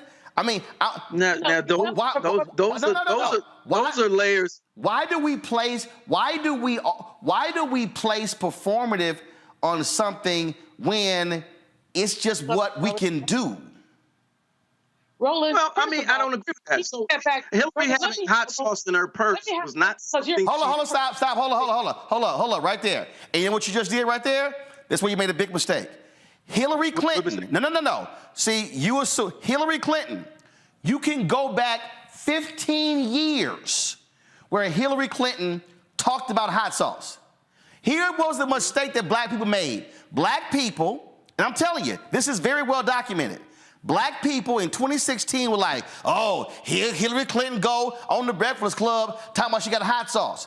Literally, there were stories done a decade earlier about Hillary Clinton carrying hot sauce. But we jumped to the conclusion that because she talked about hot sauce, people were like, oh, that's performative. She actually was doing that for a long time before she even ran.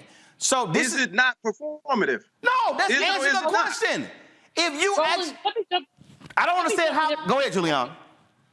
First of all, this woman is a human-looking being.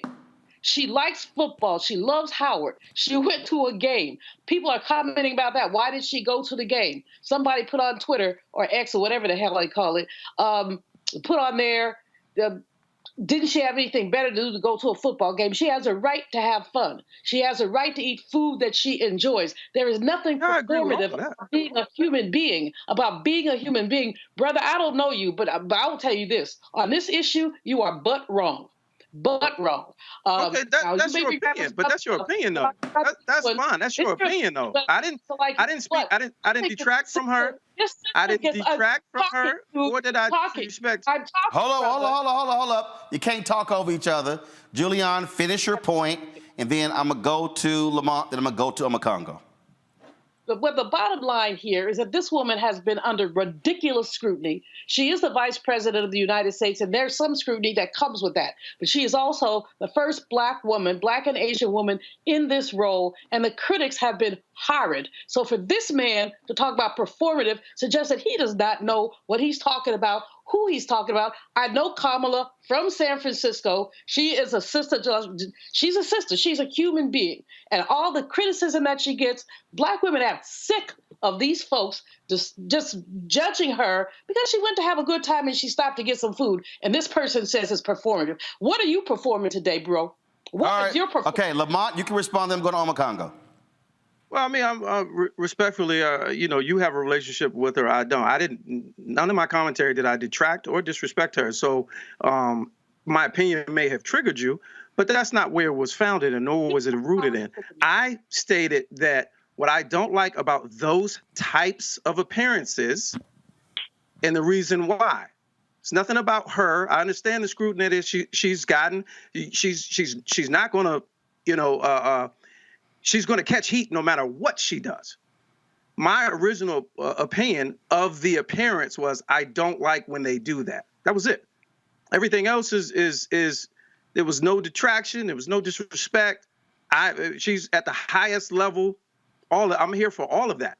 So your relationship is your relationship. Mine is not. Mine is just the casual observer, the viewer. Omekongo, go ahead.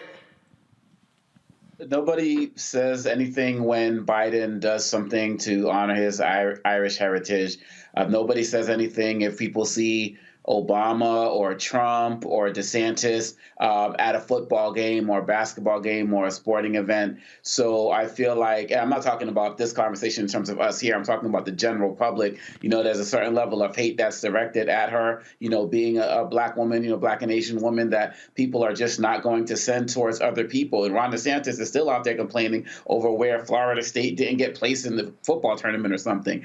I love seeing Vice President Kamala Harris be out there and celebrate her Blackness. People talk about, she's married to a Jewish person. That's a problem. When she was a DA, she targeted Black men. Like, they come up with all of these things to make it look like she doesn't love Black people. And so when she's out there celebrating Howard, room for Howard, y'all were at the hip hop party. Now, Roland, I'm sitting there watching y'all at the hip hop party, right? She could have just sat there, made her speech, said, we're going to honor 50 years, and called it a day. But actually, even with that, here's why I thought it was idiotic and stupid when people got mad that they called it performative, had the hip hop celebration. Every president and every vice president has actually hosted musical events. Exactly. Y'all can pull the video up. I was at the White House when Obama celebrated Motown. They had a musical performance in the East Room. I was in the room. Later, they had another celebration of gospel music.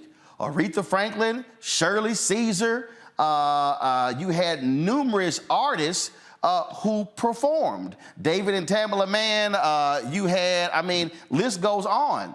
So Vice President Harris hosts the hip hop party, and I literally saw people going, that's performative. No, it was literally a celebration of hip hop in his 50th year. If I'm correct, Obama had Common perform at the White House. This is all I'm saying here, and this is to me, again, this is to me a problem that where I believe we as African Americans get way too touchy. So, to Omekongo, your point, if Biden stopped by a pub to get a pint of beer, he stopped by a pint.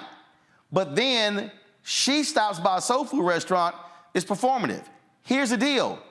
She did that when she was Attorney General. She did it when she was the DA. So it's like, it happens. In fact, I fly to Atlanta all the time. I purposely will structure my schedule to go by Pascal's in the airport to support a black restaurant. I'll post a photo. You can say it's performative by me doing that when I'm supporting a black restaurant. I just think that we play. Now, let me go back to the hot sauce thing, because see, this was the mistake.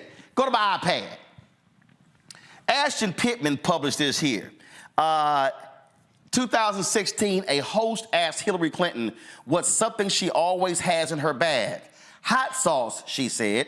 Critics claim she said this to pander to black voters because of Beyonce's hot sauce in my bag lyric.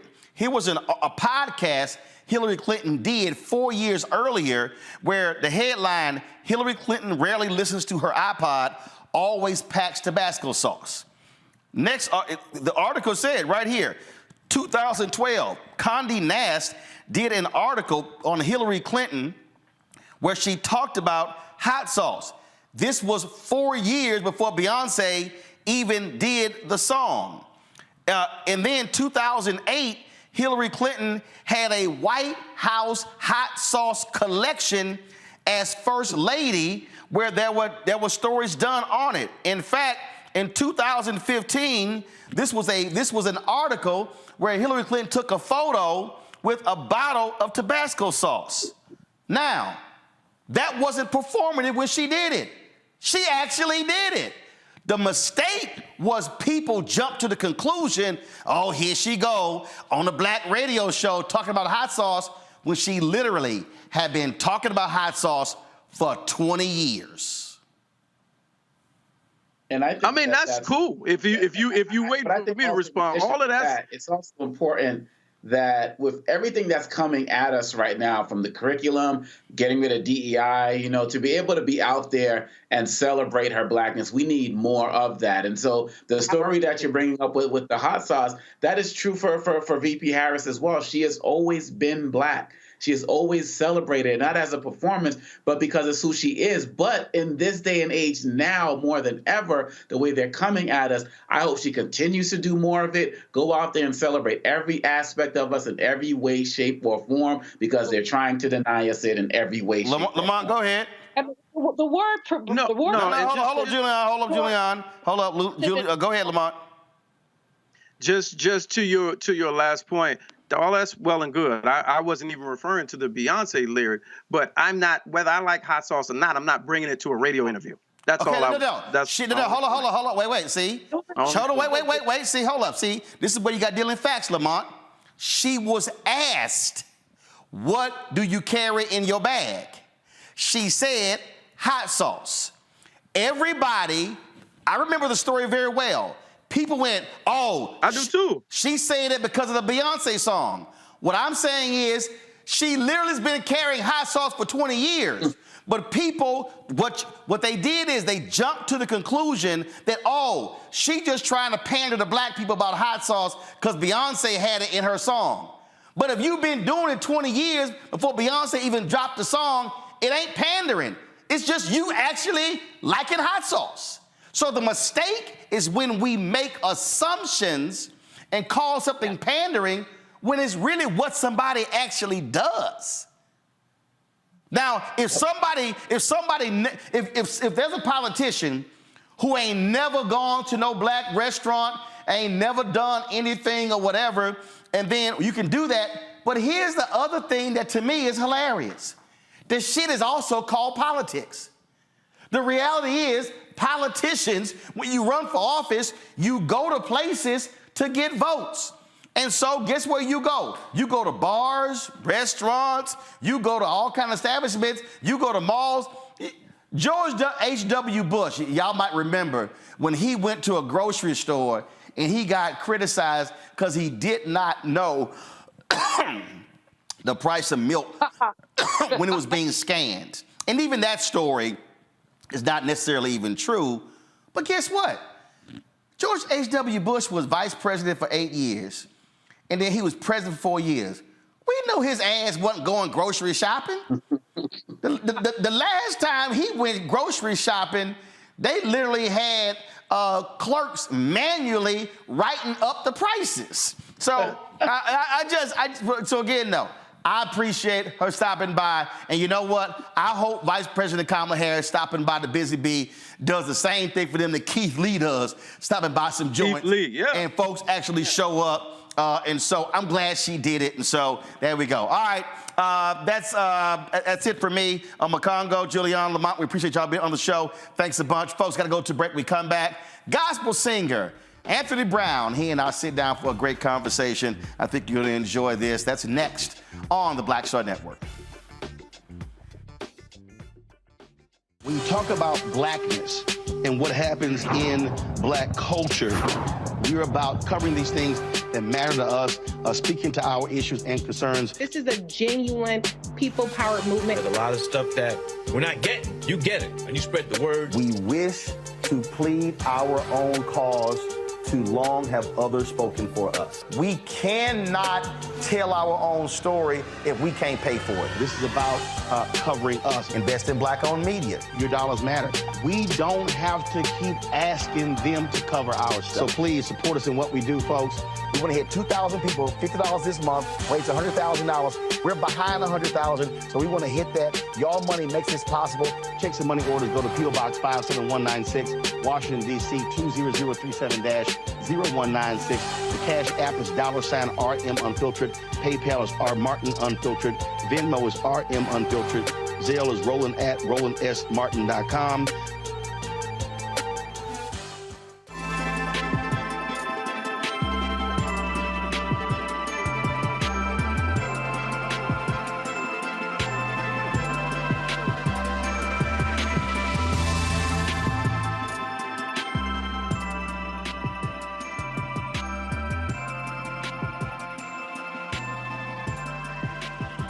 Folks, Anthony Brown is one of the top stars in gospel music. He was one of the acts that participated in this fall's McDonald's Inspiration Gospel Celebration Tour. Had a chance to sit down with him in our Black Star Network studios, and here is our conversation.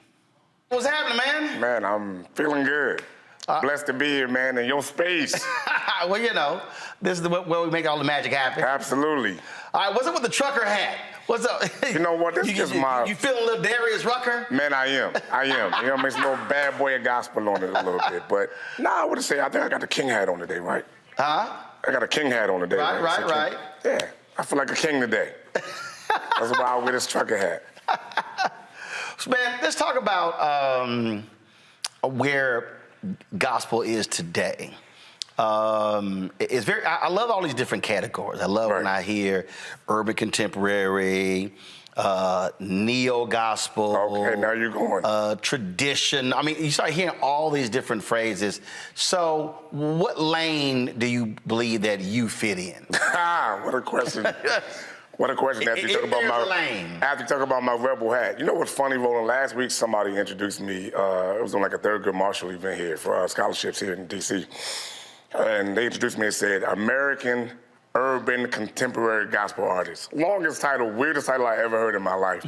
But that's how they introduced me. American Urban Contemporary Gospel Artist. I said, okay, fine. All of it's true, a little bit. But I hate the idea of being boxed into a title. Right. Anyway, and I love the fact that even with gospel right now, we're kind of getting rid of all of these very boxed-in titles, and people are just presenting inspiration at the level that they feel, or that they're inspired to do it, or how they tick. I like that. Bless you. I feel like, for me, some days I'm super urban and I'm a rebel. Other days, you know, catch me on the choir road with a choir in front of me. Other days, I'm spirituals and hymns and real, you know, classical. That's my base. Other days, I want to wild out and I want to be a thug. And all of it is me, and it's all authentic, and it's all okay. And I think there's room for all of it. So I'm gonna answer your question by saying, like, yeah, don't give me no title. Just let me be who I am every day. Right. And if that meets you where you are today, then I did my job. Well, I think it's always interesting when, if you go to a gospel concert. Because you got the real traditional folk. You do. I mean, you got the elder on the front bench, church usher. Come on. Wearing the white gloves, walking in. The lap scarf. With on beat, side You got those folks. It's my childhood. Then you got just a whole new generation that ain't tripping on wearing suits and big church hats, and they are praising, worshiping in a different way. Sure. And the reality is, you're supposed to meet folk where they are. 100%. And I think a lot of times, folks are driven away because of the boxes. Yeah. Because of the stigma. Because of the boxes, the rules. You can only do this, and you can only do this, and 100%. you can't do this. And so, to me, that limits, frankly, the gospel. Sure, no, 100%. You actually said something my mother says to me like every week when I go out. She says, Anthony, write songs that meet people where they live. And that's always been my thing from day one, Roland, is to write songs that meet people where they live. Well, now we are ministering to a generation that's like Jesus loves me and my tattoos. So some of them still want traditional, but there's a scripture in the Bible that I love the reference about this, where Paul said, I become all things to all men that I might save some. In other words, be as authentic as you are, and there's somebody who needs that, the way that you have it. I remember reading a story, and it was a guy, and he was ministering to bikers. And he was talking about how I approach them. He said, I can't approach them sitting there quoting scripture and hitting them left and right. And it was how he dressed. He also was on the bike as well. People were like, oh my goodness. There you go. Like, how dare you? And he said, I'm sorry, me having a leather jacket on and riding this motorcycle, and yes, on the outward, oh my goodness, you're just this wild rebel. He said, no, I know him on the inside. And it was an amazing story, because he said, if I'm trying to reach that person, I have to do so in a way where they are comfortable with me, as opposed to me trying to approach them and making them uncomfortable. Absolutely. He who wins souls is wise. You know, the audiences that I've been blessed to be a part of are like the ones you just described. Like, I'm a son of a Baptist preacher. So church is what I know. I understand the culture of it. However, I live in the 2023 real world. As a black man in America, I have that experience to bring to the table. I feel like you'd be doing yourself a disservice by trying to fit yourself in a box. You're going to leave somebody out. And I think all that we do in gospel music is bait. So it's bait for some fishes out there. Just because it might not be what you would grab a hold of doesn't mean it's useless or that it doesn't have merit. Somebody needs it the way that you have it. Mm-hmm. Somebody else needs it the way somebody else has it. All of it works to me. And I feel like you should just be your authentic self, and you'll get the fish you're supposed to. So how do you deal with that when you at First Baptist? When you've got different services, different people, and you just want to just go, then Pastor Jenkins is like, I mean, have you ever got that look from Pastor Jenkins like, man, Anthony? Probably from day one. First of all, Roland knows my church. Shout out to my pastor, Pastor Jenkins, and my church, First Baptist, Glen Arden. Absolutely, I came there 15 years ago with a mohawk. He was from day one. He was like, what is this? With a mohawk? I came in with a mohawk. That was like my day one. I had a mohawk. And after I got on stage with a mohawk, then a whole bunch of young kids started to get mohawks. And then some of the older deacons too. That's when he was like, yo, get that mohawk out of here. But to your point, I feel like I know how to go into any environment and be what that environment needs. And that's the wise part about it. When it says he who wins souls is wise. Just because I am a rebel don't mean I'm gonna come to the First Baptist Church when they're on stage and just turn up and lose the people. Like, nah, you should be wise about how you approach it. So when I go there, can I clean it up, put on a suit, put on a choir robe, direct the choir? Yes, every Sunday. When I leave there on Sunday night, if I'm going to a club in Detroit to perform, I'm gonna turn up, bring out the chain, throw on the hat. But all of it's me. I'm not putting on for anybody. It's all me. Yeah, but other times when you like, okay, I'm gonna slide in and a little something here. Absolutely, 100% at First Baptist. And you know what's funny? Where you think Pastor Jenkins would like reject that? He'd be up there dancing with me, right side by side, doing the B.O.B. bounce on stage, which is what I love. So no, I don't get no flack from him. I don't get no flack for him. Came with a mohawk. Yes, sir. He gonna love this part of the interview when he sees this. Mohawk He was like, absolutely not. He looked at me like, okay, what is this or whatever, but he never turned me down for those reasons. Once he heard my gift, it was the gift that outshined the outward appearance, and I think that's what people, get hung up on. They see people, how they look, they write them off. He didn't do that. Because you know there are a lot of head of music and pastor battles. Man. Oh my goodness! I know you've heard some. We horror ain't got stories. time for the conversation in this meeting. Horror stories, but the funny part about it is those two things are the elements people come to church for. Right. They come for a good word. They come for good music. So it behooves us to be able to work together. And I think Pastor Jenkins has done an amazing job with that. I love my church experience. Who have you studied in terms of so two? One, being minister of music in the church. Is there anybody you studied where you said, man, I just like how they do it, how they present it, just how they flow?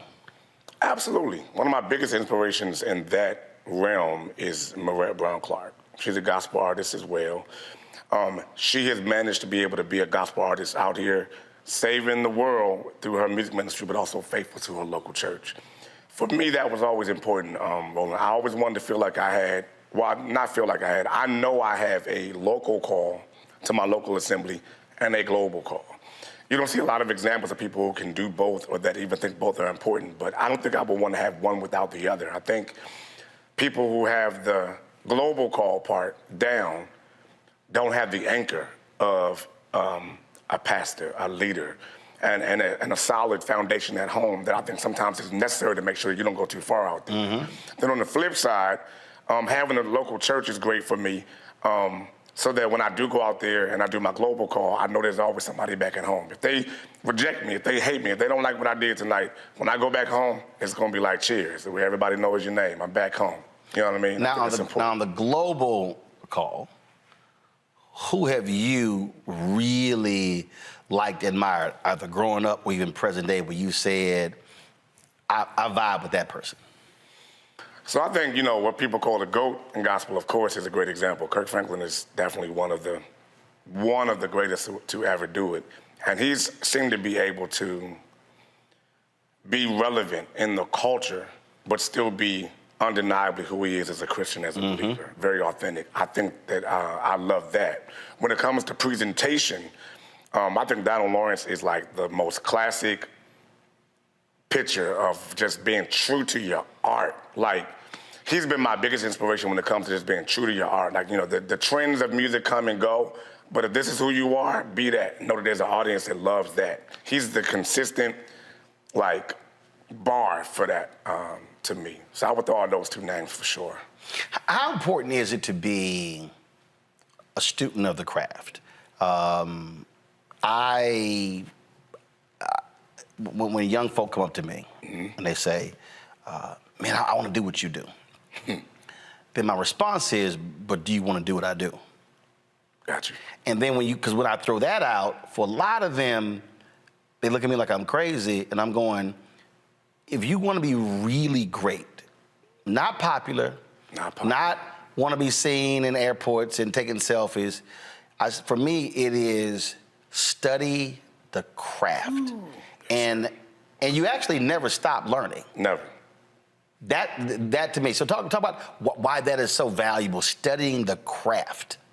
Oh, I feel like whether it's songwriting, whether it's singing, whether it's stage presentation, whether it's choir directing, any of that. Right. Even though I feel like every person is unique in nature, you are still following the blueprint that somebody else laid out in some way, shape, or form. People who don't study their craft, to me, just are blowing in the wind. You really just wanted a platform.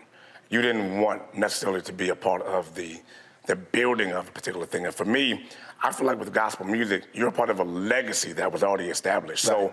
So it's great for me to be unique in what I present. I'm not saying don't do that, but I am saying it'd be great to know, what did the Caravans do at the height of their career? Right. That grabbed the attention of people. What did the Hawkins do? What was it that made them be what they are? What did Donnie McClurkin do? What did Mary Mary do? So for me, studying the craft, as a kid was, growing up, this was vinyls. I'm about to date myself a little bit, because this was not CDs yet. It was still records. That's what I grew up in. My household, my daddy was playing records. But I wanted to read that information. When CDs came out, I wanted to read them credits. Who is doing this stuff, and what's their story? That's always been my thing. And to your point, I never stopped doing that, because I feel like if one day, 20 years from now, somebody turns one of my CDs over and reads it, I want them to know a little bit of my story and study that and help that to become a compass to where they go into their job. I just saw an interview Ice-T did where he talked about that. He talked about when albums were done. Yes. And he said where everything was a liner notes. And you studied who was the sound engineer and the mixer and who played this instrument on that piece. And he said that whole album told a story. Wow. And to me, that's how I look at in terms of studying the craft. Yes, like there's a bunch of folk who can sing. Right. But how do you take care of your voice? How do you make it better? Jeffrey Osborne said to me during COVID, because they couldn't tour or whatever, he started taking voice lessons again. And he said, wow. He said, I hadn't taken voice lessons in 20, 30 years. He said, but this was an opportunity. And here's Jeffrey, 70, 71. Right, about to say, yeah. It was, I want my voice to get better.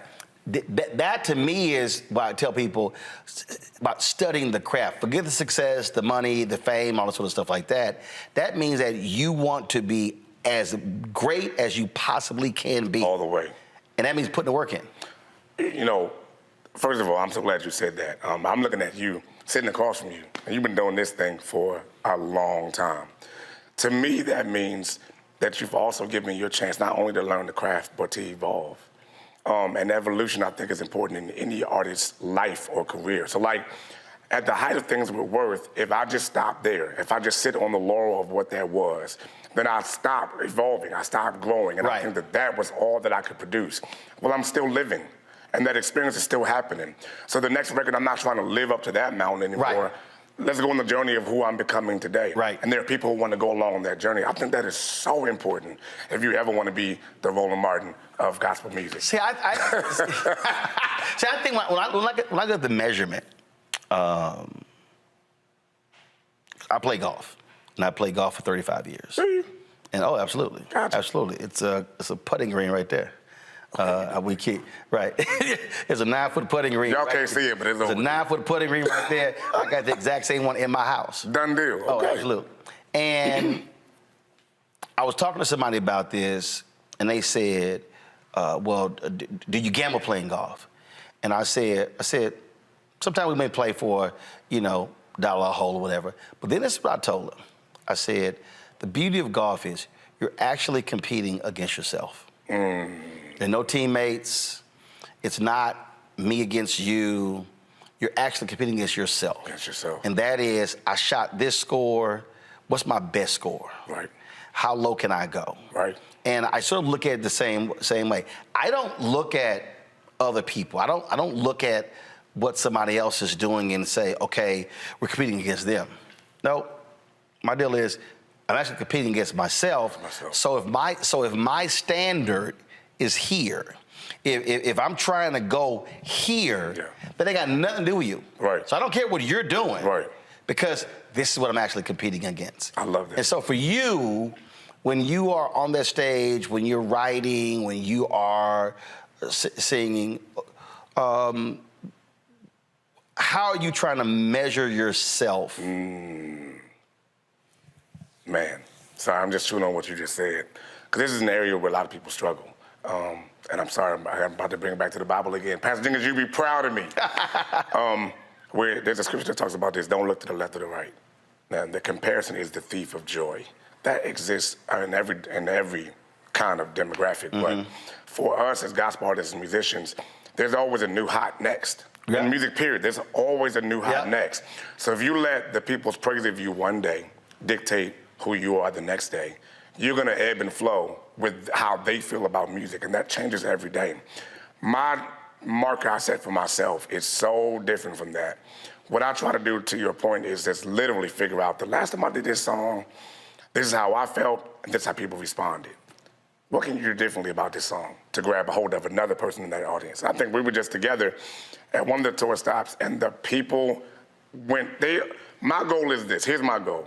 How can I create this song, this moment, this thought in music in such a way that you take it and you own it and it becomes yours? So if every time that I sing songs that God has given me, I have to be the one to deliver the message, then I feel like that's my marker. I'm trying to figure out for you to sing this song like it's yours, and let me just stand there and let you have your moment. So when y'all did your hit song, when I got that, you know, my turn up. You were trying to move on. Was I ever? And I was done. When you done? They was not finished. They like, we ain't done. The song is theirs. It's their experience. It's their life. It met them where they live, like my mother said. And for me, that's an indicator that I'm hearing my assignment right. Now you could have stopped it. Because again, and I've seen some artists who are like, look, I got other stuff I want to sing. I want to go on. Right. To me, it's akin to if you are a preacher, and I saw this once, actually I've seen it a couple times, where the praise and worship was so powerful that the preacher never got to the sermon. Now, that takes an ego-less person. Ooh, talk, sir. To go, the moment is so powerful that it ain't about me and my sermon. That what I need to do is flow in the Spirit, and wherever it takes me, that's where we go, as opposed to me shutting it down. And then now trying to go here, and I may never be able to recapture that moment. That, to me, I think also happens if you're on stage. 100%. And for us, if I'm a servant, that if you're getting what you need, then that was the goal. If you're getting what you need, then that was the goal. So that day, I think we had maybe 3 or 4 songs to do. We only got through 2.5. But the people who came, what they needed was that. And I'll make sure they got it. Go ahead and drink from that. If we're there and you're getting what you need, drink from that. Next time you see me, then we'll keep going. I think it was Donald, it might have been Donald Lawrence. No, it was Donald Lawrence that always told us, always leave them wanting more. So if that's all you got for me the next time, the next time I'll come back and give you a little bit more. And the thing, to me, I think the thing about the moment and gospel music, again, it might be a praise song, it might be a worship song, and I remember I was at Salem Baptist Church. I was a member when I was there. Man. And it was all kind of stuff that was happening. And it was, this when I was at CNN, it was Time Journal Morning Show. It was like all these different, it was like stuff that was just happening. And I remember church was over and the choir was still going. Gotcha. And I was just standing there, just in it. And Walter, who is the head of music, he walked over to me. He said, one, I could pray with you. He said, but I could sense you needed to hear what the choir was doing. And I wasn't paying attention to who was around me. I didn't care. We were done. And we may have been at least 15, 20 minutes, and the choir was still going. At the church. Right. So again, that's the power to me of the music. Absolutely. Where you don't know who's going through something. Absolutely. But they need that at that moment, at that time, in that place. I see that has to be the goal. You know, if you decide you're going to go on an inspiration, celebration, gospel tour, the goal is to make sure people leave inspired, that they can celebrate. That's the point. So if I don't get through all of my songs or my set, if that's my indicator, then it's about me. Yep. But I'm a servant. I'm a servant to this thing. And that's whether you're at church or whether you're in the biggest venue possible. The goal is to make sure that the audience that's coming gets what they need. You're a servant to that.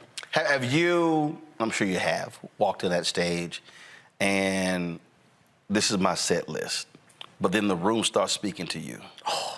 And then you get that look like, we ain't doing that. We're about to go another way. Just follow me. I got to go here. Yes, sir. And that's probably scary for a lot of people because that's so off the beaten path. For people who need organization and structure, and from here to there, that dynamic will not only mess them up, it'll probably also ruin the moment. Because then you're just gonna move on from a moment that people actually need. Me, because I'm a bit of a radical, I thrive in that environment. Because for me, again, as a servant to the people, I'm gonna make sure you get what you need. So it's like, I have the same approach. I don't write speeches. So like literally. You don't write speeches? No, don't write speeches. So you're asked to come and speak, you're literally gonna speak from your heart.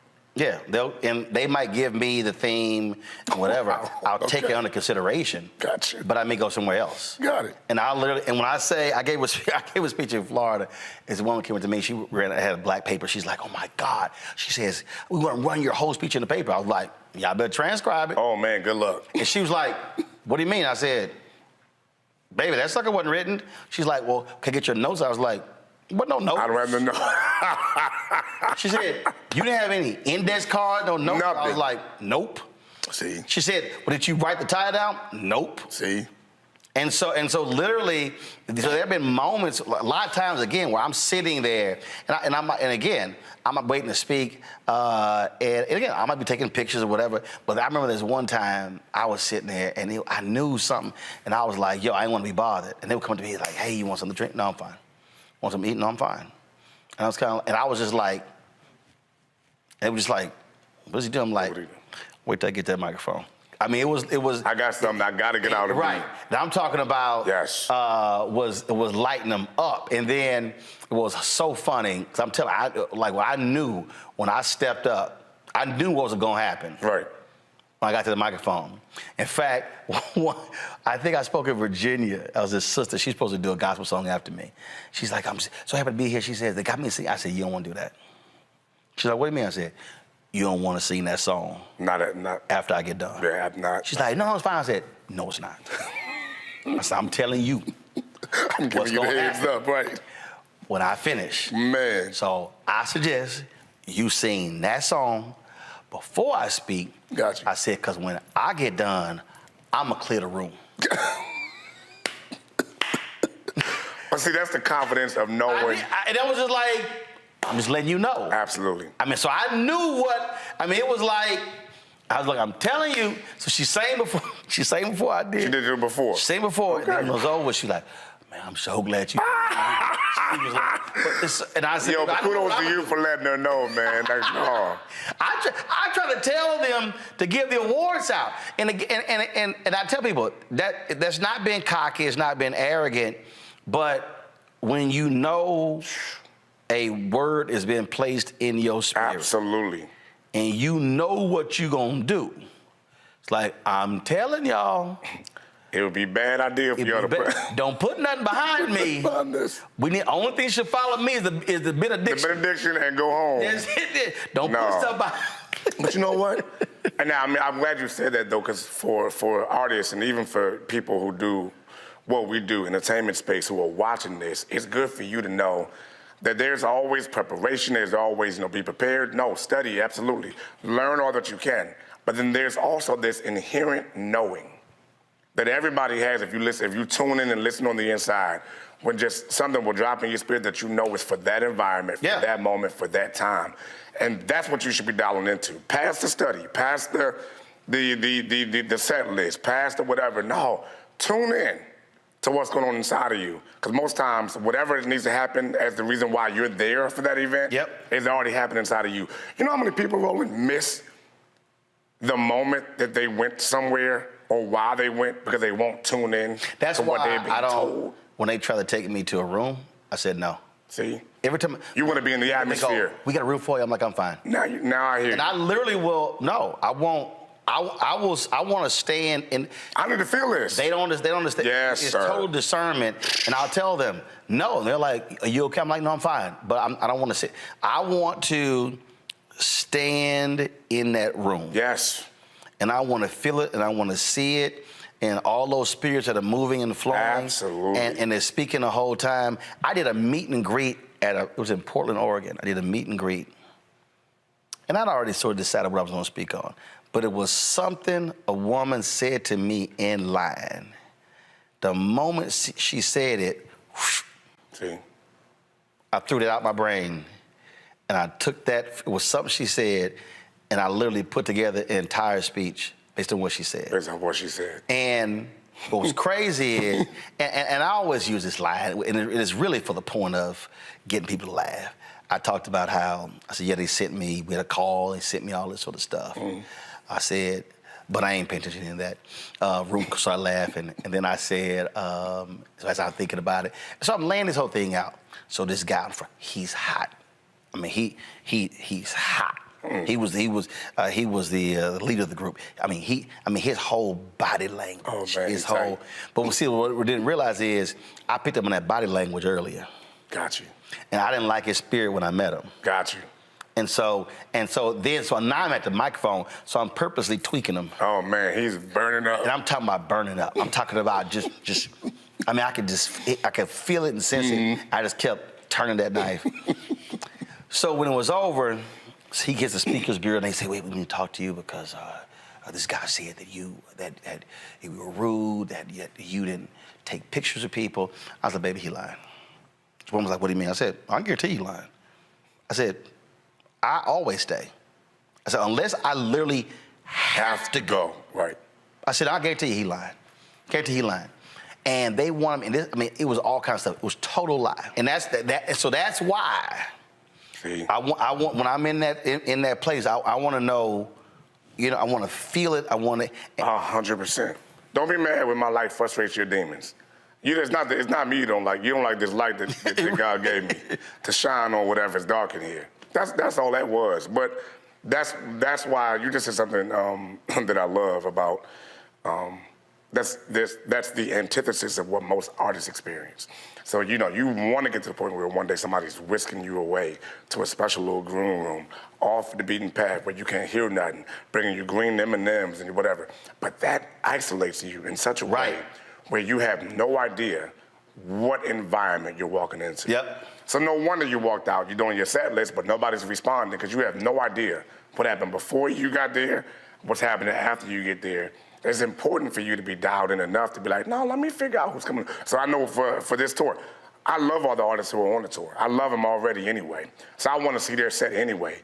But knowing how their set is going, seeing the picture that's painted is important because that's a great way for you to figure out, no, I'm not about to flip the mood right here. Right. There's already a mood happening right now. Why would I come in and just shift the whole mood on something else? Because my set list is that, nah, tune in. Stop being so grand. If there was a, there you go. If there was a gospel versus. Oh my God. And it's not, and I tell people all the time, it's not a question of you competing against somebody. Sure. But if that was how I sort of see it, a gospel versus, because I believe it's sort of like when Sam Cooke and the Soul Stirrers and the Gospel Caravan, all them cats, Dixie, when them cats travel, they were like, you know, we're about to kick y'all behind tonight. Yeah. So it pulled the best out of them. Who would you love to do a gospel versus with? First of all, I'm thinking about verses because I love that platform. You got a mic on that side. One stage. And it could be an individual or a group, but that would just be crazy for the audience. For the audience, man. Oh man, that is a crazy question. I have no idea. I would think from the group aspect, it would be somewhere along the lines of like the Walls group. Okay. Just because group-wise, like, people like to hear the harmonies and whatnot that we produce and that we sing. I have great love and admiration for them. So it wouldn't be a competition. It'd be an honor thing. Same thing with Donald Lawrence and Richard Smallwood and these guys. We are because of them. Got it. So, I mean, that would be like a landslide. They would win because I would honor them so much, like there's nothing I can do with you. But I think people would love to see that. People would love to see it. All right, last question. So when we talked to Bree. Yes. She struggled mightily because I made a reference to. She struggled mightily. She struggled mightily. Sorry, Bree. I made first of all, because she asked me not to ask you or Hezekiah. She's like, "Oh, they gonna know," but she wanted me to ask everybody else. Okay. And some of the people failed the same test, so I'm holding Bree's black card right now. Okay, very good. It's in review status. Because I was talking and I made a reference to Commodores and Zoom. And she had no idea what I was talking about. She didn't know what the Commodores were at all? No, she didn't know she ain't never heard of Zoom. She didn't know that. Okay. Then I said Lionel Richie. She thought I meant Little Richard. That's not true. Straight. Roll the clip. No, Black, go ahead. Now then, we played the song. Oh yeah, I heard the song. But like literally it was kind of like, I don't know who that is. Okay. And then she was like, yeah, I don't know. Then I said, LTD Jeffrey Osborne. Why did, no. She was like, Jeffrey Osborne ain't black. He can't be black with last name Osborne. That's literally what she said. She said, call LTD Larry, Tom, and Dick. She was playing. No. She was joking. No. Roll the clip. No. Bree literally was like, okay. I don't know who them people before are. that generation, though. But I told her, I said, hold up. I said, you know some gospel people for your generation. Then she blamed it on her dad and said, wouldn't let him listen to that. He should have played the music, whatever. Yes, but I was sitting there, but I said, baby, listen, you gon'. Come on, Roland, give her a little bit of benefit of the doubt. Nope. I grew up in a household too. We didn't listen to secular music in my household But you know growing who the up. Commodores are. I know who the Commodores are. You know who Lionel Richie is. I know who Lionel Richie is. You know who LTD is. I know who LTD is. You know who Jeffrey Osborne is. I know who Jeffrey Osborne is. That's what I'm saying. I told her, I said, and I think Doe. Oh, man. Let me see. Doe, and it's one of the Walls group, the other ones, they all been, I said, all y'all need to go to black music class. Oh, my goodness. All of them. Give them a break. They got to go to black music class. Give them a break. No breaks. Roland's being hard body on y'all, okay? Wherever y'all at, I'm sorry. I'm trying to be with y'all. But if you grew up in a household like some of us did, like, no, there wasn't no secular music out there. But I did learn those things. I told them they got to catch up. All right, they do. I was like, go to black night class. Yeah. What's them joints that be on social media where it's like, you know, you get 1 point for everyone that you know? They ain't get no points, though. No, they ain't getting no points. Typically with those, I get 22, 23. Yeah, they ain't getting no points. Got it. Yeah, I told all of them, Lord Jesus, y'all have homework. Help them, Jesus. Yeah. They didn't know the elements. Come on, everybody knows the elements. This is real music we're talking about. The elements known as I didn't ask about Earth, Wind, and Fire. You don't have to do that. Okay, I'll ask them. But they had no idea. Wow. Literally. And then we played, oh yeah, I heard the song. Oh yeah, I heard that song. I was like, learn who's singing it. Okay, done deal. Learn who's singing the song. Done That's deal. what I told him. I'm done with this whole interview. I got to go find my people. Yes. Y'all embarrassing us on the world stages right now. Yes, on the McDonald's tour show. Look, I said, look, while you're eating your Big Mac or your quarter pounder, there you go. You listen to Zoom. Don't worry. A Love Ballad. I'm going to fix them. Because my next set, I'm going to put an EWF reference in there, and everybody going to know. We're going to all learn it while we're on this McDonald's Inspiration Celebration. Okay. All right, do that. Hold me to it. Do that. Hold me to it. Do that. There you go. Yeah, I'm throwing Love Ballad or something. That they. I got him. I'll take care of him. Give me a break. I'm going to get him. Don't worry. You got it? I got it. Okay. That's my assignment. Oh, that's your assignment. That's my assignment. All right, appreciate it. Educate him. I got him. Let's do it together. My hands are raised because I serve. Your will is what's best for me. I worship you. Just because you're Jehovah, just because I bow before them. Help me say, no more crying. I believe the word. Let's say it. Lord, your promise never